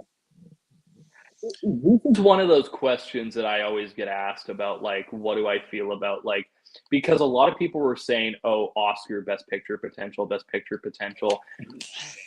I still feel like Avatar was the much smarter choice for best picture because I think it fits that realm better of what a best picture movie was. And even I'd say Top Gun in that same realm. I'd say that it is a blockbuster, but it works on that level as well where it's like I get it. Black Panther was the one where I was always like, other than the Angela Bassett performance, I'm like, I don't know if this movie's like that type of movie, you know? Like it's good, but like for on different levels, but I don't think it's like a award season movie. Yeah, but this was much more awards worthy for me. Like For Avatar, yeah. it's well deserved. I mean, Mhm. this movie's like this never happens usually because usually at the last second I get a movie that takes my top spot for the year. Mhm. That never happened. This film stayed at the number one spot for the whole year. Yeah, So that's interesting. Wait, what's your top five then? Something Top Gun's in there and Batman's in there, right? yes, for Yeah. sure. So from 1 to 5. So number 1 is of course Top Gun Maverick. Mhm. Then number 2 is The Black Phone. Okay. Number 3 is The Batman. Number 4, Everything Everywhere All at Once. Mhm. And number 5, my pick to win Best Animated Feature, Puss in Boots: The Last Wish. I'm surprised X isn't in there. I don't know. It's Or is just it in top 10? I just kind of wish that they executed like the first act a Oh, little whoa, bit better. you were a fan of why am I confusing the two? You liked Men more. You thought Men was better. Yeah. No, Men went down for me. When Men went down. Wait, was that just on the second watch? What caused it to go down on the second watch? Was it just the convoluted nature of it all? No, it's because I kept noticing that the message was hammered in, and everybody was complaining about that. And every time I rewatched it, I was like, "This message is just so stupid." My mom and I saw the movie, and while the message is important and it's like, like what it's trying to say, I know we were in the theater, and by the second birthing scene, we were like, we get it. You don't need to do this anymore. Like it's the point. It gets to the point where it's like done too much. Where it's like it is an important message, but they do it like we know what the message is in the first act, so it's not a surprise when it gets all wild in the end what they're trying to say. But it just feels like they've said it like 8 dozen times to a certain degree, where it's like, okay, I get it, but you don't need to rub it in my face. Beautiful cinematography. I think that the movie shot well, and Rory Kinnear is fucking amazing in that movie, and Jesse Buckley's amazing. But I think that the one element of it is that it is it's a little too on the nose, where you can guess in like 20 minutes what the gimmick of the movie is. Like my mom didn't even see the trailer, and we went and saw it, and 20 minutes in she's like, oh, I get what it's trying to say. Like if it was trying to be this like mysterious movie, they should have probably held off on this is what the message is until like the third act, until they could really hammer it home. But Alex Garland didn't want that. He was just like, nah, people are going to forget the message instantly, so let's just hammer it in so many more times. Yeah. The fascinating concept, but the execution wasn't the greatest. Ex Machina is still his best film. I will argue on that. I think Annihilation is better. Yeah, Annihilation's fucking insane though. I love I really liked Annihilation. Like I love how scary and realistic that Ex Machina is, but I love the more insanity factor of Annihilation. I just like when the bear comes in the fucking house and starts attacking them. Like that scene is genuinely terrifying. I'm just like, it's a really well-made movie, and then when you figure out what's actually happening, you're like, actually, that's kind of fucked up. What they're doing to those people, it's just bad, and it's interesting. And I think that like Men is clearly his least sci-fi movie, and it's more about like fables and religion and stuff. But like, I would like to see him go back to sci-fi and maybe make the same type of arguments that he did in Men, but with a sci-fi twist. I'd be interested to see what would come out of that. Yeah, and if he is gonna have a message in there, don't hammer it in like that, like he did with Men. Don't go hard. He doesn't have to say it just that much. It's too much. Because that's like that'd be like hammering in the message of like the menu in like 8,000 freaking times when it only just has it in just once, which is in the third act. That's true. Also a movie that like I love what it's saying, but I would get if people don't get it on the first watch what it's trying to say, because it's all about kissing ass and like elitism and shit, and it's just it's well done, but a lot of people just thought, oh, it's fun and it's creepy. It's like I just love what it's saying about rich people and how rich people bullshit all the time. Like it's and then I see somebody that says, oh, the film is so pretentious, and I'm like, you're full of it, because the movie is poking fun at pretentious people. Yeah, I find that interesting that people say it's pretentious, because I would say Triangle of Sadness is more pretentious, and it's the same message, but it's more like artsy fartsy about it. Yeah, like even though I haven't seen Triangle of Sadness, I know that film's a lot more artsy than The Menu. But the Menu is smart at poking fun at pretentious people. Like, so if anybody just calls that movie pretentious because it's poking fun at pretentious people, you're basically calling yourself pretentious. I think it's a good script. I like the script. I think that and the performances inside the script, like it's such a smart movie. Everything from the way they named all the platters or all the the courses and shit. And it's just like it's funny. It's darkly like endearing. It's just the fact that they all turn into fucking s'mores at the end. That shit is hilarious. It's just like it's a good movie. I had fun because I I got loved to it. see it with a full audience, and it was just great. It was a great viewing. Probably would have hated it by my. No, I wouldn't have hated it, but it wouldn't have been the experience that it could have been if I didn't watch it like with an audience. If I watch it by myself, I might have been like, it might not hit me as much. But hearing people laugh at shit like Tyler's bullshit was hilarious. Yeah, and but even no matter how many times I watch this film, the mess, the gunshot scene, that will always catch me off guard. Like, when he shoots himself in the mouth. Yeah, I didn't Yeah, expect 'cause- that in the theater. That was a good scene.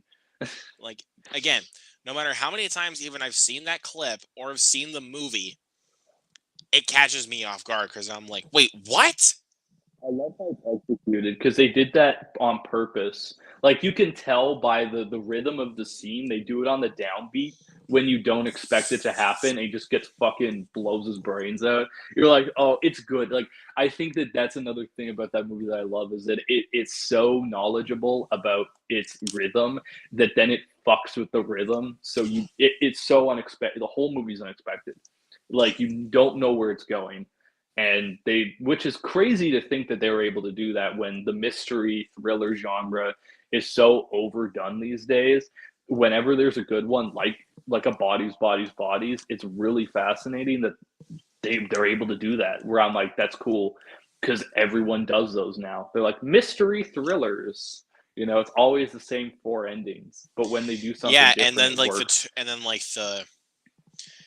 their twist happens, and it's just like I could have predicted that within like 10 minutes. Wait, for which movie? No, I'm saying like in particular like with the way that they do mystery thrillers nowadays. It's like with their 100%. twist.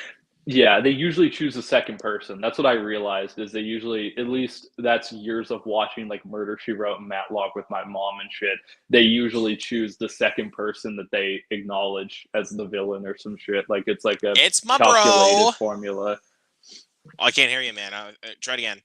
But I was gonna say like because some people have called me crazy for this because but the twist for Knock at the Cabin actually messed with me because I was like, what was the twist? There was no twist. That's what I liked about the movie, that there was no twist. And I think I wrote that in my article about it, where I was like, Well, it took me a little bit though because I had to do some further research on it. There's a lot of There, religious brother. connotations. There's a lot of Hey, religious. Becca, how you brother. doing? Yo, what's up? Okay, Knock at the Cabin. Do you agree, Grant, that there's no twist in Knock at the Cabin? It depends. What's your stance? Good movie or bad? I liked the movie, but I really like how it's not so much about is what's going to happen and like who's the villain. It's really just about the idea of how easily people believe stuff, even the most insane shit. I think it's fascinating. And like the movie kind of reminds me a little bit of Shutter Island in some ways, where basically if you watch it the first time and don't care for it, you watch it the second time and you're viewing it through the lens of the twist and seeing how everything is set up. Well, back into your religious stuff too, it works. If you know Revelation, it makes like it's very clearly end of the world, like they're the 4 horsemen and shit like that. Mhm. You know. Spoiler warning. Well, not really. I don't know. There is no spoilers for that because movie, that is really. the twist. So. Well, Becca, to answer your response, or to answer your question rather, here's the thing. I probably should preface by saying that, for me personally, M. Night Shyamalan, even some of the movies people love, I don't care for. I liked it, and I think I liked it because it generally had no twist, or if it did, it was a very light kind of twist. It wasn't like the Shyamalan, sort of twist. Yeah, and like a lot of my friends. The thing was though left, about the twist though, like it's kind of Shyamalan's thing basically, where he likes over explaining his twists. Yeah, he does. And the thing is that my issue with Shyamalan, more often than not, that I think Knock at the Cabin didn't have, is that Shyamalan kind of does, the way he does movies and the way he does twist endings is that when you walk out of the theater, you're like, hey, that, and if someone stops and says, how was the movie? You're like, oh, it was good. And then by the time you get to your car, you think about you look back on the movie and you're like, wait a minute. Well, yeah. and as I've said a bunch of times, that's one of those films that's gonna warrant discussions after you leave because absolutely. Because we went to the advanced screening and most people left and they liked that there was no twist. Well, like the thing about Knock at the Cabin that I love so much is the realism of it all. Like the shit like in Split. I like Split because the villain isn't James McAvoy. The villain is child abuse and what it can do to a person. Agreed. And in this one, the villain is belief systems and religion and how people are so easy to believe something that is so wild, as we're seeing obviously with wild beliefs in like politics, stuff like that. Like people are so ready to believe something without. Oh, go ahead. Everyone's able to believe something without really having knowledge of like the idea of faith versus belief and knowledge, and I like that's the whole message of it is like don't believe stuff so quickly, or because you never really it becomes a fight. Both sides fight about shit, and then it becomes a problem. Just stuff like that. Mm-hmm. Well, I think it also, especially how it relates to the specificity of the fact that it's an LGBTQ plus couple. And they met on a forum board. They met on like 4chan, which I'm like, he's clearly calling people out. Like it's clear. Well, and what I like about go ahead. No, that's okay. It's good. I just think it's fascinating that he's very much trying to say something about our modern world. And he sacrifices a weird twist to say something about our society that's probably more important than a weird Shyamalan twist. Agreed. I have to say also, I liked the fact that, and this is hard for even some great movies to do, so I really appreciate that Knock at the Cabin did it, is that it's a chamber piece, obviously, because it's set primarily in the cabin. What I thought was good is that every argument that Dave Bautista and his crew of people have, Ben Aldrich has a perfect counter argument for, so that you're never quite sure who's right and who's wrong or who's telling the truth or not. Because and like so well. The thing is, like, and as I said, also with Knock at the Cabin giving me vibes of Shutter Island, it gives me kind of the same vibes as the movie Unsane with Claire Foy. Oh yeah, basically, that is true. Because basically you're looking at how everything is set up and you don't know exactly like if the strangers are going insane or if they're actually right. Well, and Rupert, you know what I gotta say too? I never thought I'd say this, especially about someone who turned out to be the character turned out to be so what I'm politically against. But I actually almost got choked up at Rupert Grint's kind of big scene where he's telling him like, "Look at me, like fucking look at me." He's in my article, I wrote about how that scene's one of the only scenes that like fuck me up because you feel the pure fear that he has about his own belief. It's fucked up. Like those scenes are fucked up because you're like, these people genuinely believe this so much that they're willing to die for it. And I think that really it's interesting because you go in, just like Unsane, you go in and it shows you your own beliefs and it shows you how, like that's a fact too, it made me feel sad for like the crazy QAnon Trump people because I'm like, you believe this so much you'd literally die for it. Like that's fucking insane. Like it's just that level. No pun intended. Makes you think about shit. Oh, 100%. It's it makes you think. We're like, oh shit. Yeah, again, and I love movies that do that. I pointed this out in my review for Knock at the Cabin. I love movies that make you think a bit. It's not just like, oh, like here's your concept, we're just gonna deliver it to you. Basically, it's not like that. It's like I feel like Knock at the Cabin is in my opinion, probably Shyamalan's most ambitious film, even though I know it's based on a book, but it's very ambitious. I think its ambition comes from how simple its structure is. It's one location and it's such a big scale story. I agree with you on that level too.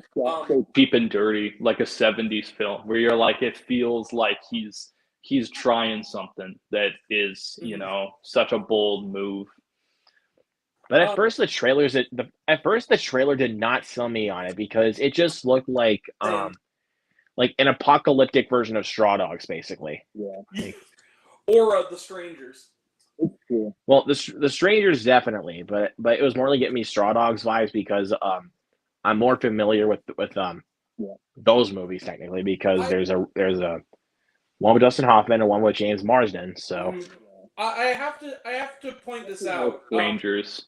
I had this thought too, particularly certain images in the movie. For instance, and this isn't the trailers, not a spoiler, the things that they cover themselves with before the sacrificial moments. Yeah. And I was like, M. Night Shyamalan must really like Michael Haneke because a lot of funny games in there. Well, that's one. I think I wrote about that too, where it's literally Shyamalan doing funny games where you have a bunch of sadistic motherfuckers coming into a house and being like, well, unexpected, and being like, you have to make a choice now. You got to do this. Funny Games is so fucking good, though. Funny Games is great. I still need to see nihilistic. It's fucked up. It's deranged. It's also funny. Like, it's very fourth wall break and funny, but there's a scene where he looks at the camera and he's like, this is what you want, right? And when I saw that, I was like, that's fucked up, because that's really them just saying, you want this violence as an audience member, don't you? I'm like, that's fucking brilliant. I like that. I still can't get over how they basically obliterated the fourth wall by having him.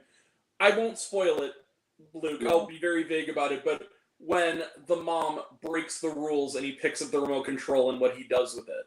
That's so cool. And I think that it's interesting how what that movie stands for. I think that Michael Haneke is so intelligent about how we as a society are so predisposed to like violence in films that we almost have a lust for it. And he does it so well. That movie's so fucking good.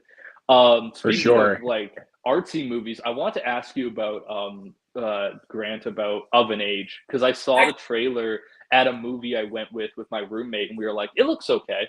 You know, I wasn't gonna go see it. Becca, my friend, thank you so much for... Actually, that was the segue I needed, because I wanted to mention a couple of movies, and the first one I want to mention is Of an Age. I saw it last night at a free screening, held by Focus Features. Nice. I fucking loved it. It's nice. It's the best film I've seen this year so far. I'll check that out when I screenings. get a chance. It made me cry like a baby, and it's... You know what it is? So this is how the director described it, and I think it's perfect. He said, it is LGBTQ plus Before Sunrise. That is what this movie is. Okay. I can fuck with that. I'll check that out at some point. I'll say this, a good 20 or 30 minutes of it is just the two characters getting to know each other, talking in a car, going to pick someone up. That is like 20 minutes of the movie. So we're talking, I'm thinking of Ending Things level, where there's just one car and it's just the strongest, richest dialogue. That's awesome. I can fuck with that. Well, and it's the guy who plays I didn't recognize any of these actors because these are very much local Australian actors, but the guy who plays Adam, I'm like, dude, like I'm not even gay, and I would fall in love with you. Like, you're insanely charismatic. Like he looks a little bit like Anthony Ramos, kind of. Like, he has that kind of look to his face. I know what you mean from the trailer, yeah. Yeah. But that was terrific. And then also, Luke, I mean this out of love, buddy, you're not wrong, but Skinamarink scared the shit out of me. I have to be real about it. I love that movie. I'm glad you do, man. But for me, I could not get it. I'm not the big fan. I guess, Grant, I want to hear your opinion on it, because my feeling about the movie is I like the concept, and I think that the last 15 minutes are so ethereal and it's fucking terrifying. Yeah. I don't like that it takes so long to get there, because I'm not gonna lie, I watched it at home. I didn't see it in the theater. Me too. And about an hour of it in the start, I was like, there isn't a lot going on, except for maybe the scene where it's like, look under the bed. I was like, that's kind of fucked up. But Dude. when they start, like, he's on the roof and they start stretching the room and the fucking eyes are looking at the Cinema last Geek shot of is the in here? movie. What's up? How's it going? Um, The last shot of the movie is the eyes looking at him saying, like, look, I thought that was cool. But Yeah. the last 15 minutes are the only I things don't know, that man, fucked me up, because- though. Really? My take on it is this: is that I understand where the negative reviews are coming from. I understand. Mhm. What I have to say is, I should point this out that you're talking about desensitized people. Nothing scares me. Nothing ever scared me. Skinamarink scared me. 20 minutes in, and I figured out why. It took me the first 20 minutes to figure it out. It triggered something in the back of my mind I haven't thought about in a good 20 years. I had a dream once when I was at my grandma's house. And I woke up and I was not in the room I was downstairs. It was dark. Nobody was there. I walked into the playroom. The TV suddenly turned on at full volume, screeching, and I heard a bellowing roar. I looked down, the carpet was there. I turned to look where the roar was. The door slammed shut. I looked down, black void, and then I fell. Skinamarink. Oh my god. Wild. That makes sense. Well, I think we all have movies though that like scare us, but a lot of people would be weirded out by that because I know every time I talk about Nope, everyone's so weirded out where I'm like, that movie's terrifying. They're like, what are you talking about? It's like that fucking monkey scene fucks me up, and the scene of them getting and Nope, digested yeah. fucks me up. It's so bad, but a lot of people are like, oh, why does that scare you? And it's weird the shit that scares you, you know, because I am also a person where I love horror. I've been watching horror since I've been like 10 years old. Yeah. You know, Goosebumps, starting on Goosebumps and Twilight Zone, hell yeah. going all the way to the weird shit that like everyone's like scariest movies of all time. I've seen all of them, and some movies still fuck with me, and I think it's because it's something it's shit that's deeply ingrained in you that you don't realize sometimes fucks with you. Like Seven fucks with me. That shit's terrifying. Well, 'cause that's a scary movie. That's the thing that's fucked up about Seven. Yeah. Is that's actually somewhat believable. That can be Really think, good. Plausible. Silence of the Lambs, the end of Silence of the Lambs where she's running through the basement, that's terrifying. That's scary as shit. Definitely. But the reason why, like, something like Smile messes with me, it's because, yeah, like, I'm going to give you guys a little backstory. So I used to have these really weird dreams when I was a kid. It was back when I lived in my old house because I've lived here for about 14 years now.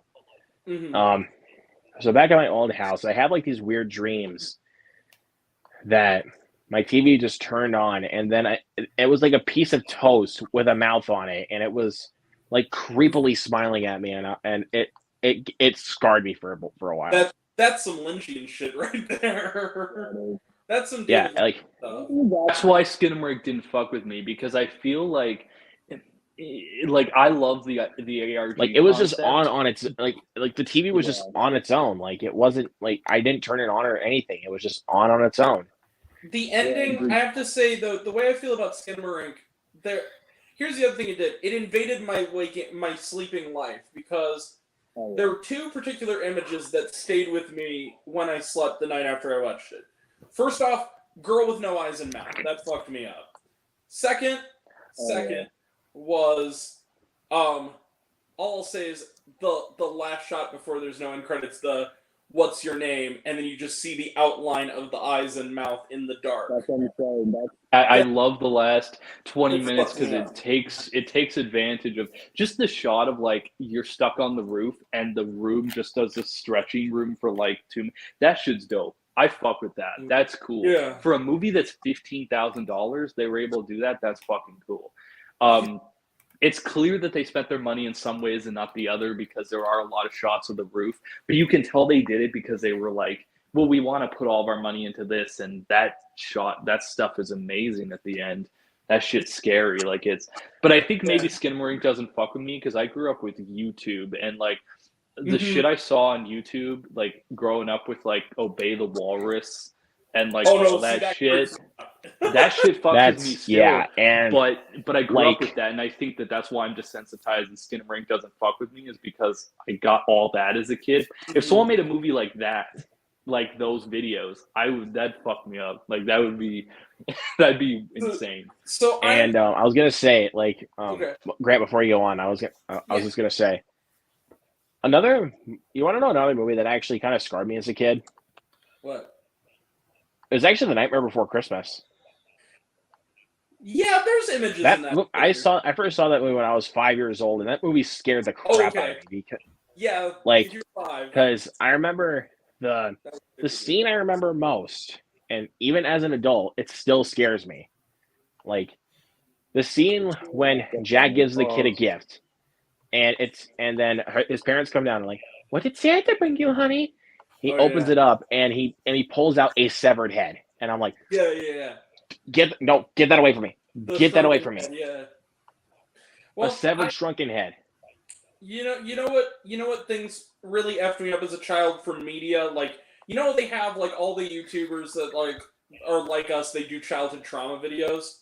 You know what mine are? Mine two are first and foremost, I don't know why Big Bird kind of gave me the willies a little bit when I was little. The other ones are though two key moments. My first PG-13 movie I rented from the video store when I was 6 was the first Jurassic Park. And when I was 6, nothing scared me except one scene, and it was the scene where Wayne Knight gets eaten by the freaking raptor thing. With like the way it's executed is fucked up. When you see the face, Very like, scary. Well, that, and then also, do you guys Becca? I think you're closer in age to me. You guys remember the original The Rugrats, right? Like the original Nickelodeon cartoon. Yeah. Of course. Okay. Do you remember the episode that they did about nightmares? Where I like, think so. basically it was like, What season was it? I've been Rewatching it because I have Paramount Plus now, so I've been rewatching the Rugrats little by little. So I don't remember. I think I remember that episode. okay, well, there was this episode where Chucky starts having nightmares that he's sleeping over at Tommy Pickles' house, and he wakes up and he goes downstairs, and he goes, "Hey Tommy," and he's like from behind, like he goes up on his shoulder and kind of taps him. He goes, "Hey Tommy," and then Tommy turns around, his eyes are bugging out, and his face is all distorted. He goes, "I'm not Tommy." Yeah. That God, that is up until I was- traumatizing.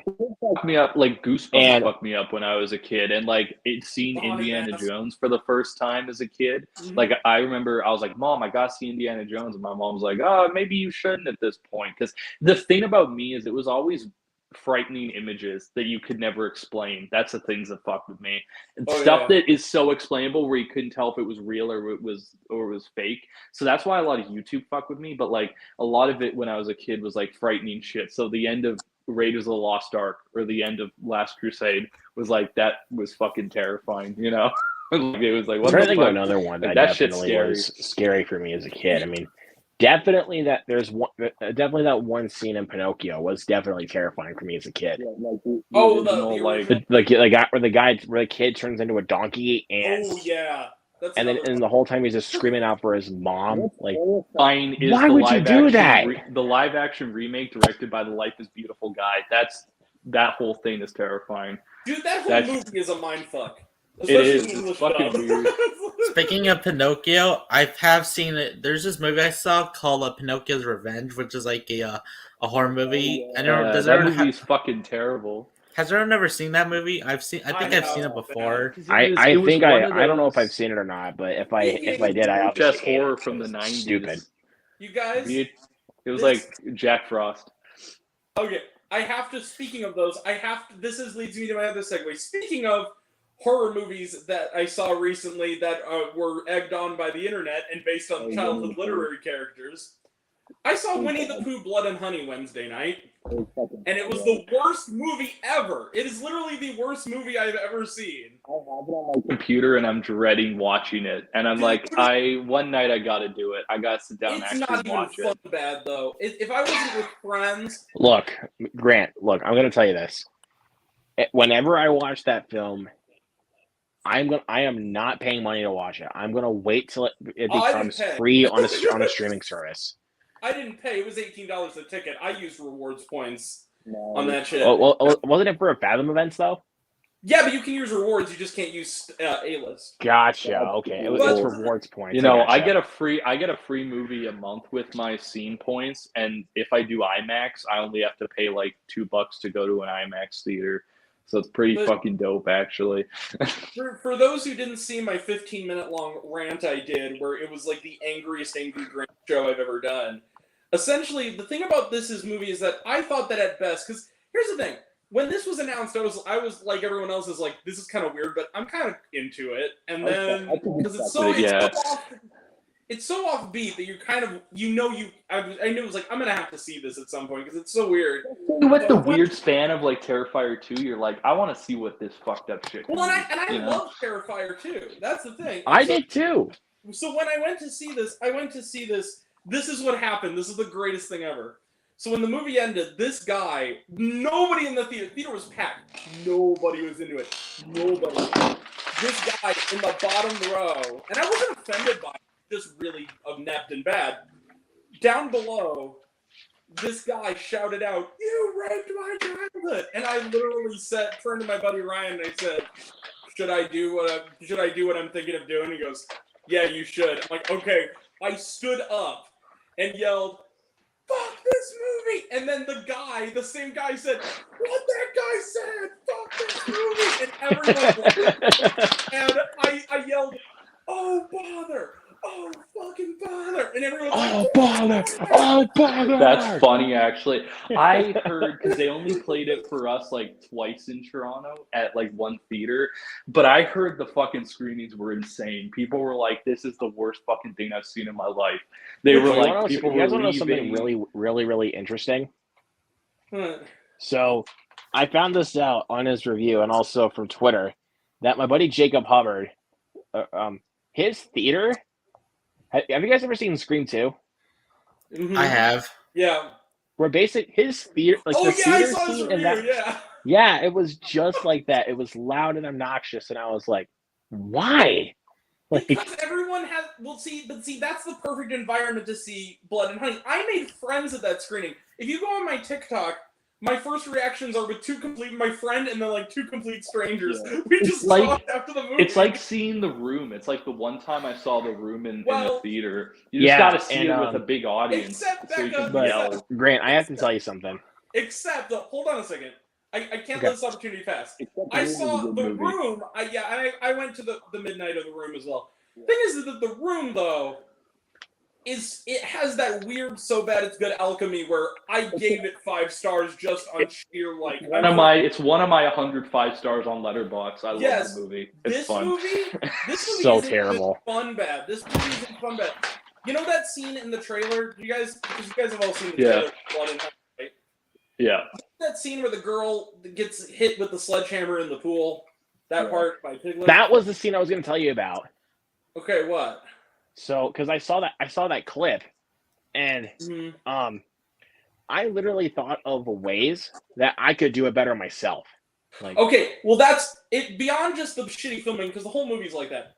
My biggest thing is, you know what's the biggest complaint that a lot of people have with horror movies, including myself, that the characters are dumb, and the only reason the movie Yeah. happens is because the characters are dumb.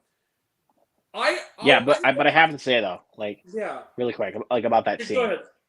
So, like, I realized, like, when she got to the end of the pool and Piglet was literally walking up right there with a sledgehammer, I noticed that she had plenty of time to get out of the pool. Okay, thank you, Luke. She had That's what I plenty said. of time. Not only did she have plenty of time, did you watch my review? I did. You should. It's a treat. So essentially, if you notice, like Luke, the "Why Are We Still Here?" just to suffer soundbite. Thing is that the thing about this movie is, it's not simply that she had enough time. Like that, even I could go like, okay, whatever. It's a shitty horror movie, whatever. My issue is she sees it's a long scene. Piglet is standing over the other friend who's like unconscious. Yeah. He does not see her, and she just stands there like. I've seen the car scene. The car scene was really poorly made too. It's From what not- I saw. The whole movie is. The whole movie Yeah. is. But the scene, what makes it so great is that she's just sitting there, And I don't think they're doing it intentionally. Like, it's supposed to be. None of this movie is played for laughs. None of this is played as if they're in on the joke at all. So they're sitting there. She's just standing there like, just wait to die, and then she runs like, and I'm like, dude, by the time he got in the pool, you could have been in the next town over. Like, he's sauntering over to you, and you're just like, Me Chauncey maybe I Phillips should- to be vibe. It gives me Chauncey Phillips to be film vibe. Is what from the Like trailer. that's what I'm. like, That's why did this it is go what to I'm the saying theater? though, because like even at like as many times as I viewed that clip, because like I view that clip as a way that I could do it better myself. Like anyone could. there's one way that I can like. Here's one thing. Yeah, So if she was still swimming away, I would go underneath the water. she So- tried that. No, I'm talking about if I was Yeah. Piglet. Oh, okay. If I was Piglet, Yeah. I would go under the water, and I would whack both of her legs until they're broken, and both of her arms, so that way she can't move. Fuck. Like that's what I would do. That's I would do a that before I whack her face. Well, and there are the other things I have a problem with the movie that I think goes beyond just because okay, it is a little bit offensive. Because the thing is that the movie, I'm not gonna spoil it. I heard the Anyone who first saw my time- video Minutes knows- are I don't, dude. I disgusting. don't care if you spoil it at all because Like, yeah, no, it's not even worth redoing. So- because from what I've heard, it's just Winnie the Pooh. It's just Winnie the Pooh and Piglet killing people in the dark shadows and tits. But see, that's the thing. Is that the fact that it's Winnie the Pooh and Piglet barely has any bearing on anything. It's literally just a generic kind of Texas Chainsaw ripoff that happens to have the hillbilly with overalls happens to be wearing a Pooh mask, and they have a little bit of like, a little bit of backstory at the beginning, and Christopher Robin is sort of the lone hero type, whatever. But other than that, there's not really anything that further ties it to, especially at a certain point. It's just a bunch of half-naked women. I have a question. I have a question for you then. If it's not Winnie, if it's not Pooh and Piglet for real, and it's guys in masks, is it trying to insinuate that Christopher Robin met adult men as a kid or some shit, and they were like best friends or something? No, see now Becca, see, you're writing a better movie. What it actually is the backstory they give, because they have like this little animated prologue that essentially explains that they had to eat Eeyore to stay alive, and it's the one kind of moderate smirk I got in the movie as they said Eeyore was no more. I was like, okay, fine. Poor That at least- Eeyore, dude. Yeah, what did Eeyore? Poor Eeyore's had a tough enough life, but like the thing is that like that movie, what it basically implies is that here's the thing. I'd answer your question, but I don't even think the movie knows because basically what happens is that among the many continuity errors, they establish that they're basically subhuman, animal-human hybrids who have become feralized because Christopher Robin abandoned the 100-acre wood. But the thing is, so throughout the movie, it's clearly to us, guys in masks. But Force it that they're Winnie the human Pooh looks like a hybrids. lumberjack. yeah, he does. That's weird. He looks like Fuzzy Lumpkin wearing a Winnie the Pooh mask from Powerpuff Girls. The thing is, though, is that he does though, too. But the thing is that every time someone sees them, like they have a I scene- love you for that, Grant. I love you for that. Yeah. We're a bunch That of was biker good. dudes- Where a bunch of biker dudes are going after him. Every time a new person encounters Winnie the Pooh, which is basically everyone but Christopher Robin, they say, those don't look like humans to me. They look like monsters. When to us, that first off, that's just shitty filming because it's clearly a bad Johnny Brock's like Halloween costume they're wearing. But the mask. Exactly. The It looks Max. like- It looks like the Max Headroom mask But then from the the other 90s. thing is, You know, it just looked like Mhm. bad. it looks like somebody would just draw those masks with crayon. Like Yeah, it looks like a preschool It looks like you kid bought could do it. that No, better. no, it doesn't look like paper mask to me. It looks like they bought him from Party City. yeah, and it's they were exactly like, what it Well, is. that though, Pig- but I mean, like Pigman with or the way like- that the masks are designed, like that's what I feel like. Is a To me, it preschooler looks drew like that in it crayon. looks like they went to Spirit Halloween and they were like, "This looks Yeah. like a Winnie the Pooh mask. That's exactly. Let's buy it." Well, it's Spirit Halloween, and then they're like, "What is this? Oh, it's a Chinese knockoff of Winnie the Pooh. It's Vinny the Who." Fine, we'll get it. Yeah, no, And then let's they, do it. whatever. We can't afford the Winnie the Pooh costume here. It's like Exactly. $200. Exactly. So what happens is, but then there's one part in the movie where they're wearing them at, it's like, okay, those don't look like humans, whatever, okay, fine, in this movie's universe, they're mutated animals. But then there's one moment where they slip up, and they seem to imply, from the lead actress's point of view, that she seems to say that they're just a dude in a mask. And I'm like, wait a minute, what the fuck? No. And then this happens a lot. Like, there's a scene where the character who gets the sledgehammer, her name is Zoe. And there's a part in the movie where one of the characters, and this is among the many subplots they introduce, like, the Zoe and the other girl are, I guess, a couple, and the reason I say I guess is because they kind of, they do less than what Disney does when they have an LGBTQ couple in the movie, where it's like, they go into one of the rooms of the Airbnb, and there's, like, rose petals on the bed and chocolates next to it, and it says, I made this for you. And then they never bring it up again, and then she revenge kills Piglet with the sledgehammer, very weak-actedly, like, this is for Zoe. Boink. But then the other thing is, but in the movie, she passes out by the pool as Zoe, and she's taken away. Her friends rescue her from wherever Pooh and Piglet are keeping her. And then as they're walking away, she comes to and she goes, guys, where's Zoe? And then as they're walking, after, first off, as you mentioned, clearly seeing her die in front of her, okay, maybe she's just in shock, maybe she's delirious, whatever, maybe she just forgot. Okay, I can buy that. But then not 5 seconds later, 5 seconds, they're going, and she goes, like, they're just, we gotta do something, and then she's sobbing, and she goes, guys, Zoe's dead. I saw her die. I'm like, Poor acting all across the board, dude. I was like, what the fuck, movie? And then the other thing That was, sounds like they a had a Scooby moment movie. where, God, they- dude, like, just like Grant. I'm not offending you by saying this. Like, the way that you're executing it sounds like it's more poorly acted, like more than Jeepers Creepers Reborn. dude, I haven't like- seen Jeepers Creepers Reborn, so I can't speak to it, but I will say this. It's the worst. I'm not kidding when I say it might be the worst movie I've ever seen. But the thing too is that this is the other. Karen exists.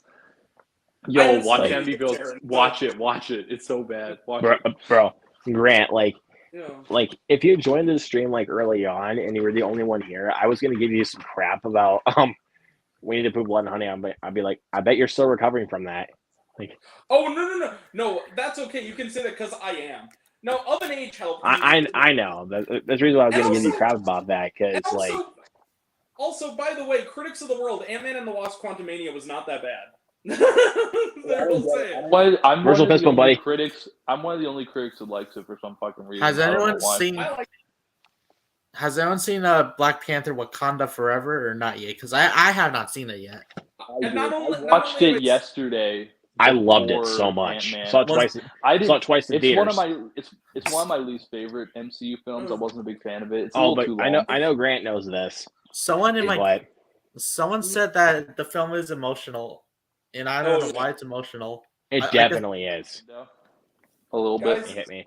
But Well, to Grant, answer- I know Grant knows this right here. Well, I was gonna say, to answer your question, friend, not only have I seen it, it's in my top 25 best movies of 2022. So there you go. I love Wakanda. I love it for like that, it better dude. than the first. But I was gonna, Grant, I know you know this, Mm. but I finally watched it. I finally watched The know! Fabelmans. My number 9 of the year. Thank God. And Finally. Grant, you'll be more happy. It landed in my number 6. Yes. Yo, what? One of the things, though, I gotta say, I loved it so Grant, much, dude. When Like, I was in the airport about to go see my family, I was listening to the live stream that you were on, Grant, and you were talking about movies you saw this year. I gotta say, you have a good taste in movies, but you also watch a shit ton of movies, and I respect that. Because last year I did like 180, and I was like, this is a lot, and then I heard you did like 300. I'm like, that's fucked. I don't know if I could do that, but I think it was more like 250, but that's a lot. you did like 250. But still, like, you would talk about movies like, oh, I saw this movie, and I was like, oh shit, I thought I was the only well, one and that at saw least that like movie he this has year. like Yeah, and at I least like he still- has the proof that he's actually doing so. Well, and then the other thing, I Some never good I always- shit. I finish all the movies I review too. If I don't review it if I don't finish it. The thing too is that Luke, I gotta do this because you always do the quote stuff. Okay, look. Okay, hold on. All right, he goes. Where's the horizon in that picture? Up high. He goes, where is it? He goes, down low. And he goes, what have we learned? He goes, well, Horizon at the top is interesting. It's Horizon at the bottom is interesting. Horizon in the middle is boring as shit. Don't get the fuck Out of my office. Get out of my office. Yes! The best. Dude, and honestly, when you guys told me that David Lynch was did a cameo in that, I hadn't seen it, but He should have gotten a best supporting but I'm actor. not mad about that. It's okay. But At what I'm saying, TIFF, though, when I saw that, we were the dude, when I saw that, it was getting towards the end of the movie. I was like, when he entered in the office, I was like, where is he? And then when he got there, I was like, oh, dude, this better be good. I was working first premiere at TIFF, but I went and saw the second one while Spielberg was still there. And when David Lynch's name came up in the credits at the end, everyone fucking clapped. Everyone's like, yeah, let's Dude, go. it was so good. Okay. And dude, and I know that, like, I'm not gonna lie. You want to know, like, besides Gabriel LaBelle, you want to know who I Dude. thought gave the best performance of the whole movie? Paul Dano. Yeah, dude. Like, Yeah. bro, and even after the Batman, I've been gaining so much more respect for Paul Dano. Like, Yeah. Okay. You know he's definitely now one of my favorite actors. Like, dude, he just gets it. Like, he Have you knows seen how to pick Love and good Mercy? roles. Have you ever seen Love and Mercy, Luke? I don't think I've heard of that actually. With him and Doesn't he play young Brian Wilson? He does play Yeah. young Brian Wilson. In Yeah, the movie. he's That's good. a great movie. That's It's a great decent. movie. My dad really liked it, but he's I mean- also like a Beach Boys person. He kind of does play the same. I mean, in a lot of the films that he's in, he does kind of play the same roles over and over again. But because I mean, See, when you There look Will at Be films Blood. like I'll drink Prisoners your and milkshake. like Prisoners, 12 Years a Slave, and The Batman, same type of roles.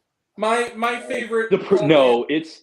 The problem is you're not going deep enough in his filmography because he's done a lot of dramatic, like other That's stuff, true. but it's all. I know small he stuff. has though. It's just again, I haven't seen like that much of his movies. So You know, Your milkshake. Luke, if you haven't seen this, you should see it. He co-wrote it. Ruby Sparks, really underrated film. It's good. I remember having some fun Ruby with it. Sparks came out about 10 years ago. He's in it. Zoe Kazan is in it. Antonio Banderas is in it. Benning. It's great. wait, Zoe Kazan from She Said? Yeah, and she co-wrote the movie. I think she directed it too. Okay, yeah, I need to look at Zoe, that because Zoe She Said Kazan's was a good writer. awesome. You know what it's Well, basically like? Did you ever see the movie Stranger Than Fiction with Will Ferrell? That's another one I've heard of. I've never seen it. Imagine a better version of that that's also about gender roles in romantic comedies, and that's basically Ruby Sparks. It's this Yeah, writer. and- Zoe Kazan's a good writer because she also wrote what was that? The big, you know what one I'm talking about? The one Oh. she wrote with her husband Camille Nanjiani. That one was Big good, Sick. too. Oh no, Big Sick. Big that, Sick was that, dope. that actually wasn't Zoe Kazan's. Zoe Kazan is actually married to Paul Dano. That was the inspiration for her character. That was the woman who was Kamal's wife. No, she didn't write it, but she played it. That was a good Yeah, she performance was in too. it. Yeah. I liked it. Yeah, for sure. Oh, I but love I mean, Big Sick. Interesting movie. But besides, but I mean, I know Paul Dano gave the best performance in my opinion in The Fablemans, but I think the most surprising performance in my opinion was from Seth Rogen. Like, He was good. I liked him a lot. like I love him as a comedian. Like he's my dude. But Well, like this movie will prove to you that he's not just a comedian. He can actually be a good actor. Well, Like- Seth Rogen, I've been waiting for him to do another role like this because in Steve Jobs, he was so good as Steve Wozniak. Yeah, dude, he was so good in Steve Jobs. But even if Seth Rogen does laugh in The Fablemans, like you can still tell that he's putting in more like a dramatic effort. Well, because he's playing a character. I think what I loved about The Fablemans so much was that it's a movie that says no one is as simple as characters written in a movie. Everyone's complex. The parents are complex. What Michelle Williams was going through is complex, all the way down to her getting the monkey because she missed Seth Rogen because she really loved him, and Yeah, like things like The Yeah, shot though, and the shot thing of that- him watching his parents divorce in the mirror, and he's got the camera. I was like, that's fucked up. That's a fucked up scene. The idea Yeah, of like and he like has the fact that he sees his whole world well, through films, and he has a hard time coping with it because like he doesn't see the world as it is. He sees it as, well, in this movie this happened, and it's this disconnected moment. I'm like, that's so fucked up. Oh. That's a sad scene. but I gotta say one thing though, like Oh, Cinema Geek wanted to ask if he could ask a question. I feel like we. Yeah, go ahead. All right, so this is gonna be a movie question. Has anyone ever has anyone ever seen that trailer for that Scream 6 movie that's gonna come out in March? I mean, I'm excited to see that movie. I'm excited. I've seen Guys, all you five. know what happened? I should say in my Walter White voice. Who are you talking to right now? See what happened think to you Scream see. 6? Did you guys see the Super Bowl ad with the Breaking Bad thing? That was pretty great. The dude that I What's on just this thing? like, I've been seeing that like on TV a little bit, bro. There's That's 6 just amazing. flavors, yo. Grant, did you see what happened to Scream 6 though? That What? the killers got leaked on Twitter. Oh, They- don't tell me. Yeah, I'm not gonna tell you. Who No, it we're is. not gonna I'm spoil not gonna it. say anything. I have not seen that But because what happened was when I saw someone like, who was. I'm not gonna lie. When I saw you post that in the comments, I was like, are you smoking Who it something? is? Because I But never saw that. The situation being that someone that was editing the movie with the visual effects with their name on it, the leaked video has their name on it. They leaked the scene where they reveal who the killers are, and now everyone's like, "What the fuck? How that person's never working in Hollywood again?" Holy crap. And now a lot of people on Scream Twitter's like, well, I know who the killer is now. Do I even go see the movie now? Like, it's gonna kill the box office. That movie's gonna get fucked over this. It's bad. Well, good thing I haven't seen Oh, that because Cinema Geek said he wanted to share something with us. What's up, buddy? All right, All right. so I went, there's a website I went on called GalaxyCon.com, and there's like where you can get like autographs from the cast of the original first Scream movie from 1996, like Nev Campbell, Skeet Ulrich, Matthew Gillard, and Jamie Kennedy, who played all four characters from the movie. I heard you have to like purchase it, like you have to pay money for it to get an autograph, and they're really pricey though. Yeah. how pricey are they? Like, that's interesting. Yeah, I'm planning on getting an autograph. Money.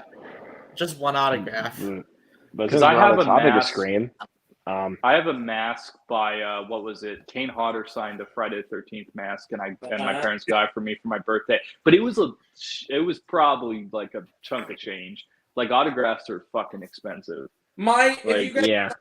If you guys saw my my profile picture, which is me with Brian O'Halloran from Clerks, I didn't even get that signed. That picture cost like $60-$70. I mean, it was like insane. Yeah. It's bad. Well, because I know my buddy Leba goes to all these conventions and gets signed shit so he could sell it. And that's such a weird business to be in, because you spend like $600 to get a signed poster just to sometimes get half for it. Like, the autograph game is so weird. Yeah. It's like, I don't know. Yeah. This is really weird. But I was gonna say, speaking of Scream, stay tuned for tomorrow night, you guys. Are you Scream guys- 4 watch along. Are you doing 4 now? Or Yeah, we're on 4.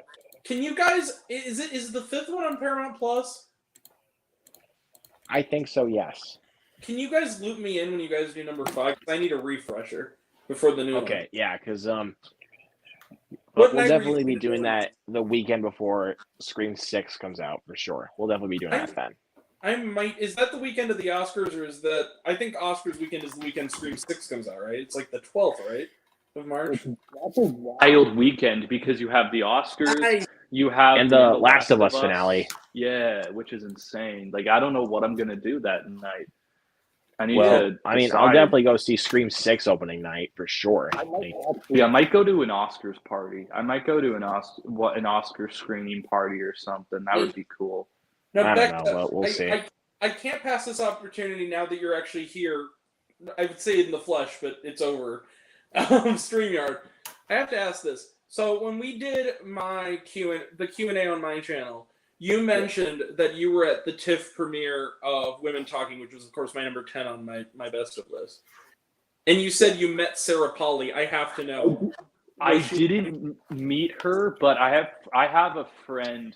Like, I went to the second screening and she was there. The cast was at the first one, but I was working the venue. So, but I did get to see and somewhat communicate with like Jesse and like all of them. But like, I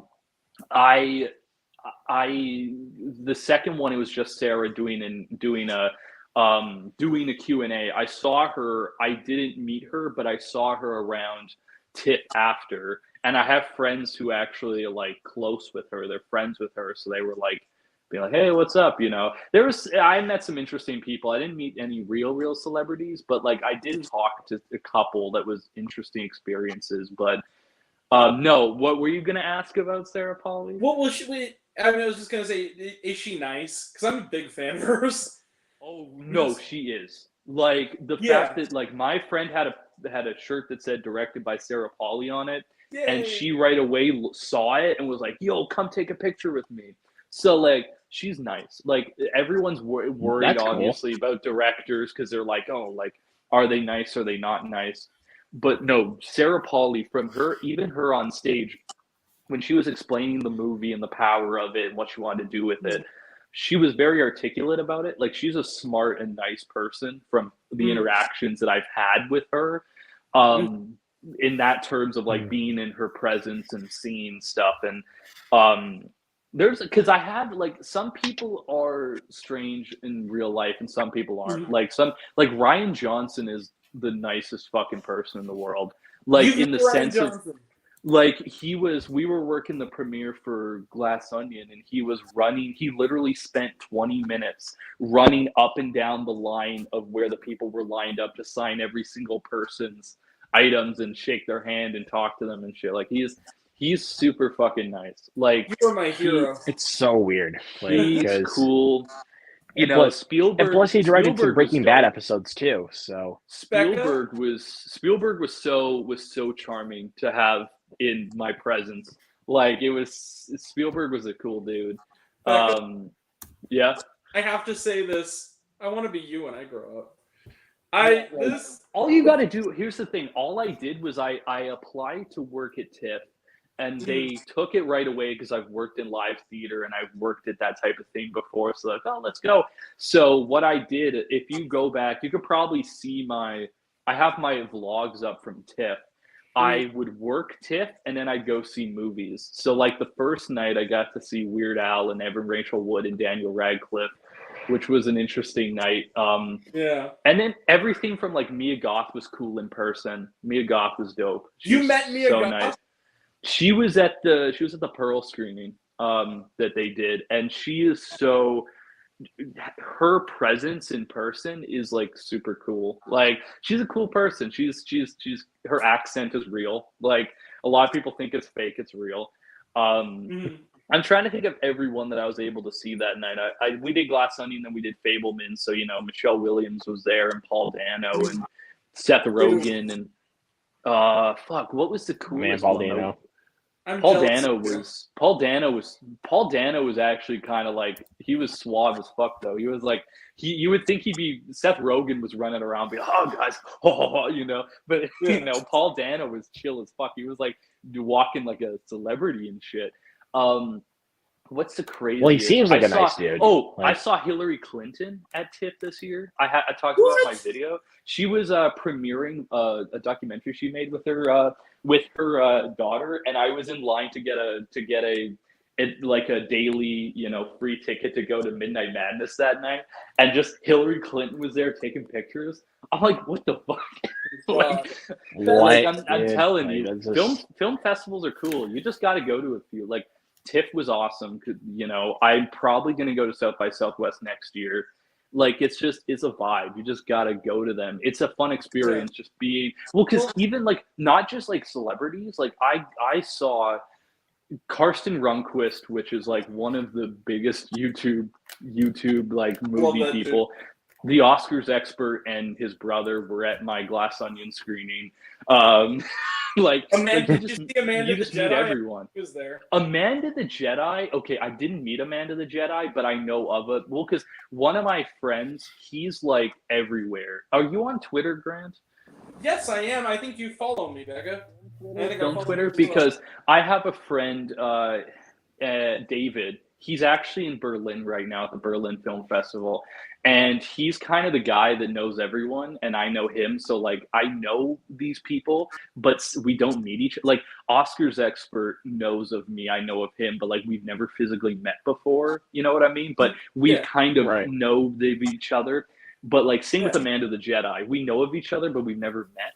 But like it really is just like going to film festivals though, I think is the best way to meet people because you just everyone's there for the same reason and you get to Yeah. meet some of the Right. coolest fucking people. It's Well, cool. I'm actually going to. I'm planning on going to Sundance in person next year. That's dope. So All right. Sundance is good shit. But, Sundance is cool because you're stuck in the little snowy town as you go see movies with people. It's dope.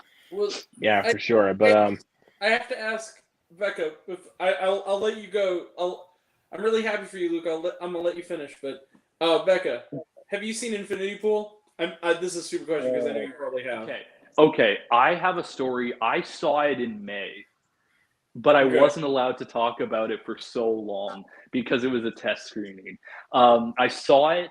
I wasn't a big fan of it, but I think it took me the amount of time until it got released to think about it. And then I saw how butchered the R-rated cut was, and I was like, I actually kind of like this movie. So like in terms of Infinity Pool Uncut, like the NC-17 version, it's really I like it. You know, it's interesting. Like it's an interesting movie because like there isn't too much different, but like you see him hang Dom and shit and all that, but like Yeah. you see his Well, dick and shit, but like Well, you know. I saw it in a regular ass movie theater, so I probably saw the R-rated cut. But I hear that like I'll just say it, the cum shot scene. You see everything in the cut that was at Sundance, which I did. You see her jerk him into for like a minute and a half, and then also the trippy sex orgy scene is like two times as long in that cut. Because it was pretty long. Because the movie's like literally like 5 minutes longer in the extended. Because that scene is so fucking long.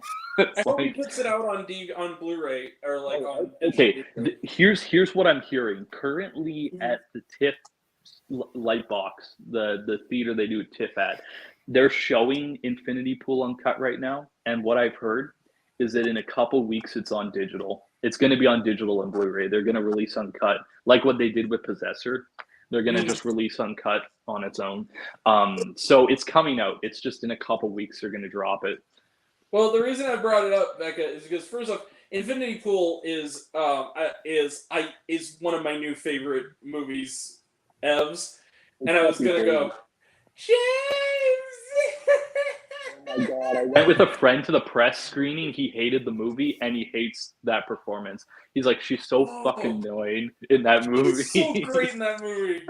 She's crazy. Like it's a crazy performance. It's like Kristen Stewart. It's like Kristen Stewart in Crimes of the Future. It's so crazily done. Which that I've you not just seen. love it. Yo, her performance in it's fucking great. That movie, Crimes of the Future is a great fucking movie. But Kristen Stewart is such a ridiculous performance, but it's so fucking good. It's very Cronenberg. It's very like weird, absurd Cronenberg. It's great. I couldn't get over Right. as a child of the mid 2000s. I have to say I couldn't get over the fact that one of the sickest motherfuckers in Infinity Pool is the dad from Life of Derek. I just couldn't get over that. I was I like, was at That's crazy Ant-Man to think, I was at Ant-Man last night, and I was like, "Yo, Janelle, it's the dad from Life with Derek," and she was like, "Oh my God," because they were showing the trailer. I'm like, "That's fucking him," and she's like, "Oh Jesus Christ."